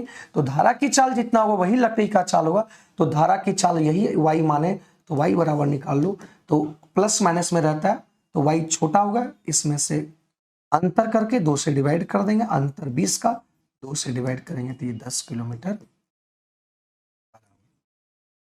तो 6 घंटे में दूरी कितना कवर करेगा, 10 किलोमीटर चाल से जा रहा है, 6 घंटे में 60 किलोमीटर लकड़ी चली जाएगी, 60 किलोमीटर लकड़ी चली जाएगी। उपयुक्त में से कोई नहीं, E is the right answer, E इसका सही आंसर आ गया। ठीक है, जनिमिजय बोल रहे हैं कि 40 होगा, भाई देखो कैसे 40 आएगा। यहां पे दिया हुआ है x1 और x2 और x3, 4 प्लस x1 x2 और x3। तो यहां से एक बात देखो कि यहां x1 x2 मतलब ऐसी संख्या ले रहा है, गुणा करने पर गुणनफल और इसका सम का गुणा 4 करेंगे तो दोनों बराबर आएगा, तो वो संख्या जो होगा वो 4 का मल्टीपल ही होगा, वो संख्या 4 का मल्टीपल ही होगा। मतलब अगर हम यहाँ पे 4 रखते हैं, यहां भी 4 रखते हैं, यहां भी 4 रखते हैं, तो देखिए यहाँ पे 4 4 4, 16 चौका 64, ये भी 64 आ रहा है, इधर भी 64 आ रहा है, इधर भी 64 आ रहा है, सेटिस्फाई हो गया। तो सेटिस्फाई हो गया मतलब x1 x2 x3 का मान आ गया कितना, हाँ तो x1 ये आ गया 64। तो निकालना क्या है, देखो यहाँ पे 1/2 plus x1, 1/2 plus x2, 1/2 plus x3। इसको अगर जोड़ दिया जाए, इसको जोड़ दिया 4, तो 1/6, 1/6 और 1/6, ये आ गया 3/6, आंसर आ गया 1/2, ऑप्शन नंबर सी। कोई दिक्कत नहीं होना चाहिए, सी इज द राइट आंसर, सी इसका सही उत्तर आ गया। ठीक है, 4 का मल्टीपल था, मतलब ये भी 4 का मल्टीपल होगा, तो जैसे 4 4 4 रखे, यहां भी देखो 4 4 4 हो गया, दोनों बराबर हो गया, 64 इधर भी और 64 उधर भी। ठीक है, करा रेखाखंड जुड़ा है तो बिंदु किसका घर है, करा कि 2 रेखाखंड है ए और ये, एक आपका 4 और 5 इसका कोऑर्डिनेट है, और इसका कोऑर्डिनेट 7 और 11 कोऑर्डिनेट है। इसको एक विभाजित किया गया है, एक पॉइंट विभाजित करता है इसको 3:2:1 में, इसका मान निकालना है। तो देखिए कैसे होगा, तो ये 2 है तो इसके साथ x2 के साथ गुना करो, 7 दूनी 14, फिर ये 1 x1 के साथ गुना करो 4 और बटा 2 1 3 से डिवाइड कर दो, फिर y2 के साथ गुना करो, 22 हो गया, और फिर 1 5 के साथ गुना करो, ये भी, तो यहां पे आ गया कितना 18, तो ये आ गया 6 और यहां आ गया 27, मतलब ये आ गया 9, ये कोऑर्डिनेट आ गया, यही आपका आंसर हो गया, option number C C C C the right answer, 696969। ठीक है, कोई बात इसमें नहीं। आज की लास्ट सवाल है, ये सवाल में देखो क्या कर रहा है कि 1 2 3 डॉट डॉट डॉट एन की संगत बारंबारता के साथ मानों का इतना दिया हुआ है। तो यहां से एक बात समझिएगा, आपको निकालना है सबसे पहले fx निकालना है और यहां पे निकालना है, या बड़ी n भी लिख सकते हैं, है ना, ये आप यहां पे निकाल सकते हैं। कोई दिक्कत है? अब यहां से एक बात समझते हैं कि बारंबारता की बात किया गया है, बारंबारता की संगत बारंबारता की बात किया गया, तो ये 1 था, एक और 1 आ जाएगा, 1 का स्क्वायर गुना, एक 2 था, 2 एक और आ जाएगा, संगत बारंबारता मतलब 2 बार आया हुआ है, 2 2 बार, 3 भी 2 बार, इसको जोड़ दो पहले, स्क्वायर एन भी 2 बार आया। इसका अगर सम निकालते हैं, सम निकल जाएगा कितना, इसका n into n plus 1 into 2n plus 1 by 6 होता है इसका सम। तो यहां से ये निकल गया, fx निकल आया, मतलब हम इसको कह सकते हैं कि ये fx हो गया, है ना, fx हो गया, मतलब यहां पे n into n plus 1 into 2n, जितने बारंबारता थे सभी का योगफल आ गया कितना, इतना, योगफल आ गया कितना, इतना आ गया। लेकिन यहां पे बात किया गया है कि यहां पे फ्रीक्वेंसी जो आपका है 1 2 3 4 n फ्रीक्वेंसी है, और फ्रीक्वेंसी को यहां पे ये f से डिनोट करते हैं या बड़ी n से भी डिनोट कर सकते हैं, मतलब ये इससे बड़ी n से भी डिनोट कर सकते हैं। और जब इसकी फ्रीक्वेंसी का जो टर्म होगा, तो फ्रीक्वेंसी का भी टर्म जो होगा, तो फ्रीक्वेंसी का भी जो टर्म होगा 1 + 2 + 3, ये भी आपकी फ्रीक्वेंसी का योग, फ्रीक्वेंसी नंबर ऑफ टर्म जो होगा फ्रीक्वेंसी का, इसका भी जुट जाएगा, तो n इंटू एन प्लस 1/2 होगा। तो इसको भी, इसको इससे, तो यहां पे आ गया n इंटू एन प्लस 1/, तो यहां से आपको निकालना है fx, और यहीं पे दिया हुआ है, तो यहां से f, सिग्मा f की बात करें तो सिग्मा f की अगर निकलेगा,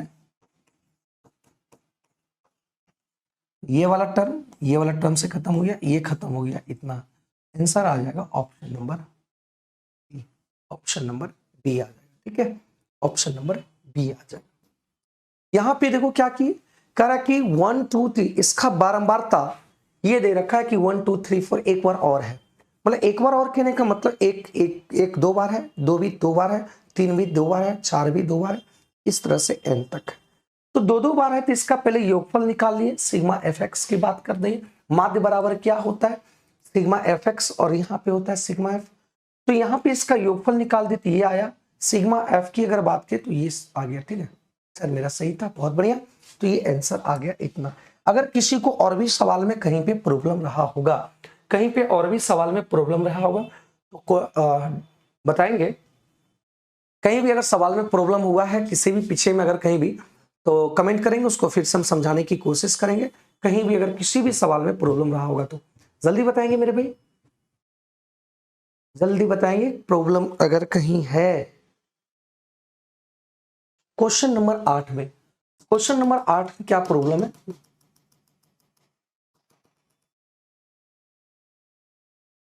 क्वेश्चन नंबर 8 में क्या प्रॉब्लम है, देखो यहां से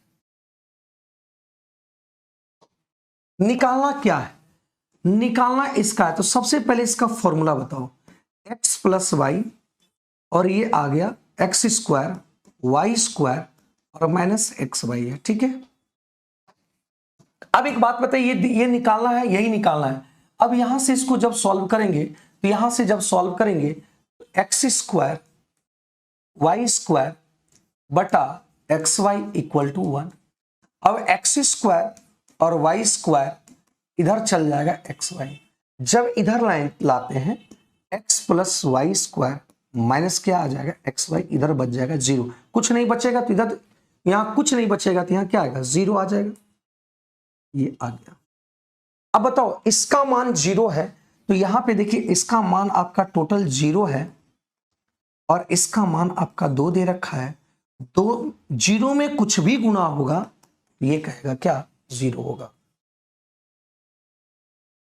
x11 कैसे ले सकते हैं यहां, ठीक है 1 1 हो रहा है 2, यहां पे देखिए 1/1 1/1 1 होना चाहिए ना, लेकिन यहां आ जाता है क्या 2, कभी सेटिस्फाई नहीं होगा।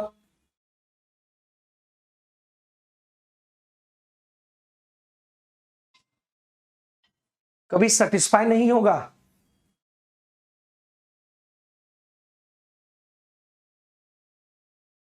और कोई सवाल किसी का?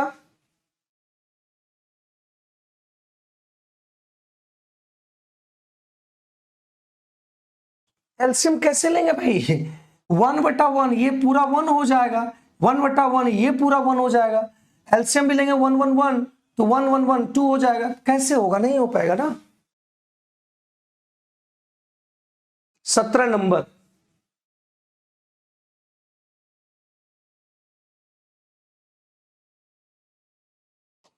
कह रहा कि कोई त्रिभुज है,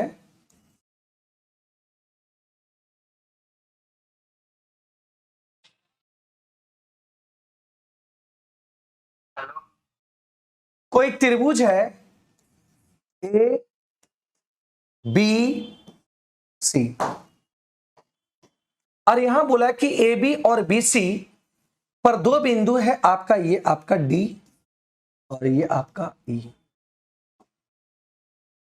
ये दोनों को क्या की मिला दिए, और ये कह रहा है कि डी और ए सी दोनों समानांतर है।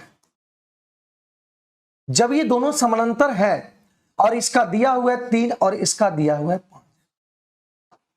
अब एक बात समझना कि जब ये दोनों समांतर है तो यहां से हम कह सकते हैं, यहां से हम कह सकते हैं कि ये 3 और ये 5 है, तो हम यहां से ये कह सकते हैं कि ये जो समांतर है तो ये एंगल और ये एंगल बराबर होगा, और ये एंगल कोरस्पॉन्डिंग एंगल से ये भी एंगल बराबर होगा, और ये आपका कॉमन हो जाएगा सभी के लिए कॉमन हो जाएगा।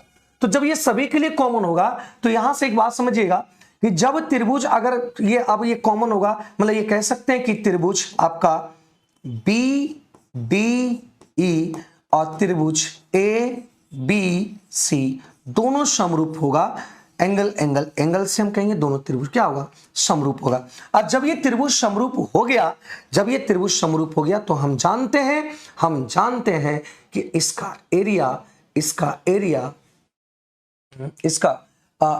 एरिया डिपेंड करता है किसी भी भुजा के स्क्वायर के रेशियो के बराबर होता है।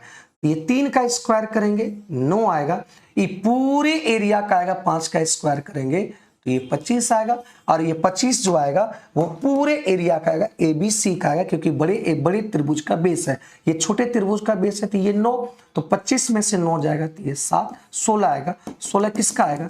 ये वाला पूरा एरिया का आएगा 16, ये पूरा एरिया का आएगा कितना 16, और ये पूरा एरिया दे रखा है कितना, ये पूरा एरिया दे रखा है 32, मतलब 16 बराबर 32, तो 1 बराबर कितना 2। निकालना क्या है? बी डी ई, 9 दूनी कितना हो जाएगा? यही आंसर निकाल दिए थे। Thank you. श्रवण कुमार कह रहे हैं कि 32 नंबर।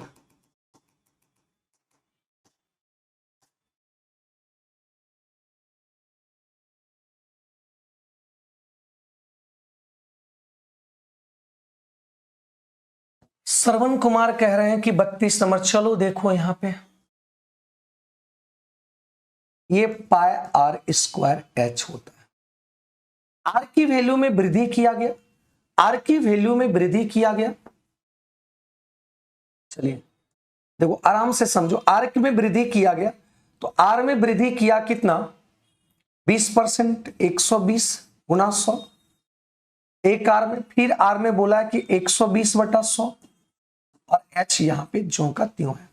और पहले अगर कहता कि पाई आर स्क्वायर एच क्या करा कि पहले जिसको बढ़ाया गया इसको कितना कमी कर दे कि पहले के एथी के जैसा ही हो जाए, पहले के ही जैसा, पहला ही एच क्या बोलते हैं यहाँ H1 था और यहाँ H2 होगा, कि पहले के ही आयतन के बराबर हो जाए, पहले जितना आयतन था उसके ही आयतन के बराबर हो जाए। तो यहां से R R R cancel, pi pi cancel, तो यहां से H1 और यहां आ गया H2। देखिए खत्म हो गया, 12 बराही 144 और ये 100 आ गया, ये आपका कट गया कितना 36 और ये 25, तो पहले 36 था अब 5 हो गया, कितना कम करना पड़ा 9, ये किससे 36 से और गुणा 100, 9 चौक 36, कहां पे गलती कर दी, 11 11 होगा ना, 11/36 और गुणा 100 परसेंटेज, आंसर ये निकल कर आ गया। ठीक है, थैंक यू मेरे भाई, समझ पाए, ये चीज आप कर सकते हैं, क्योंकि त्रिज्या को बढ़ाया, हाइट कितना रखेगा ये पता नहीं, पहले जितना आयतन था अभी भी उतना ही आयतन होगा, तो पहले का आयतन अभी का आयतन दोनों बराबर कर दिए, यहाँ H1 था यहाँ पे H2 होगा।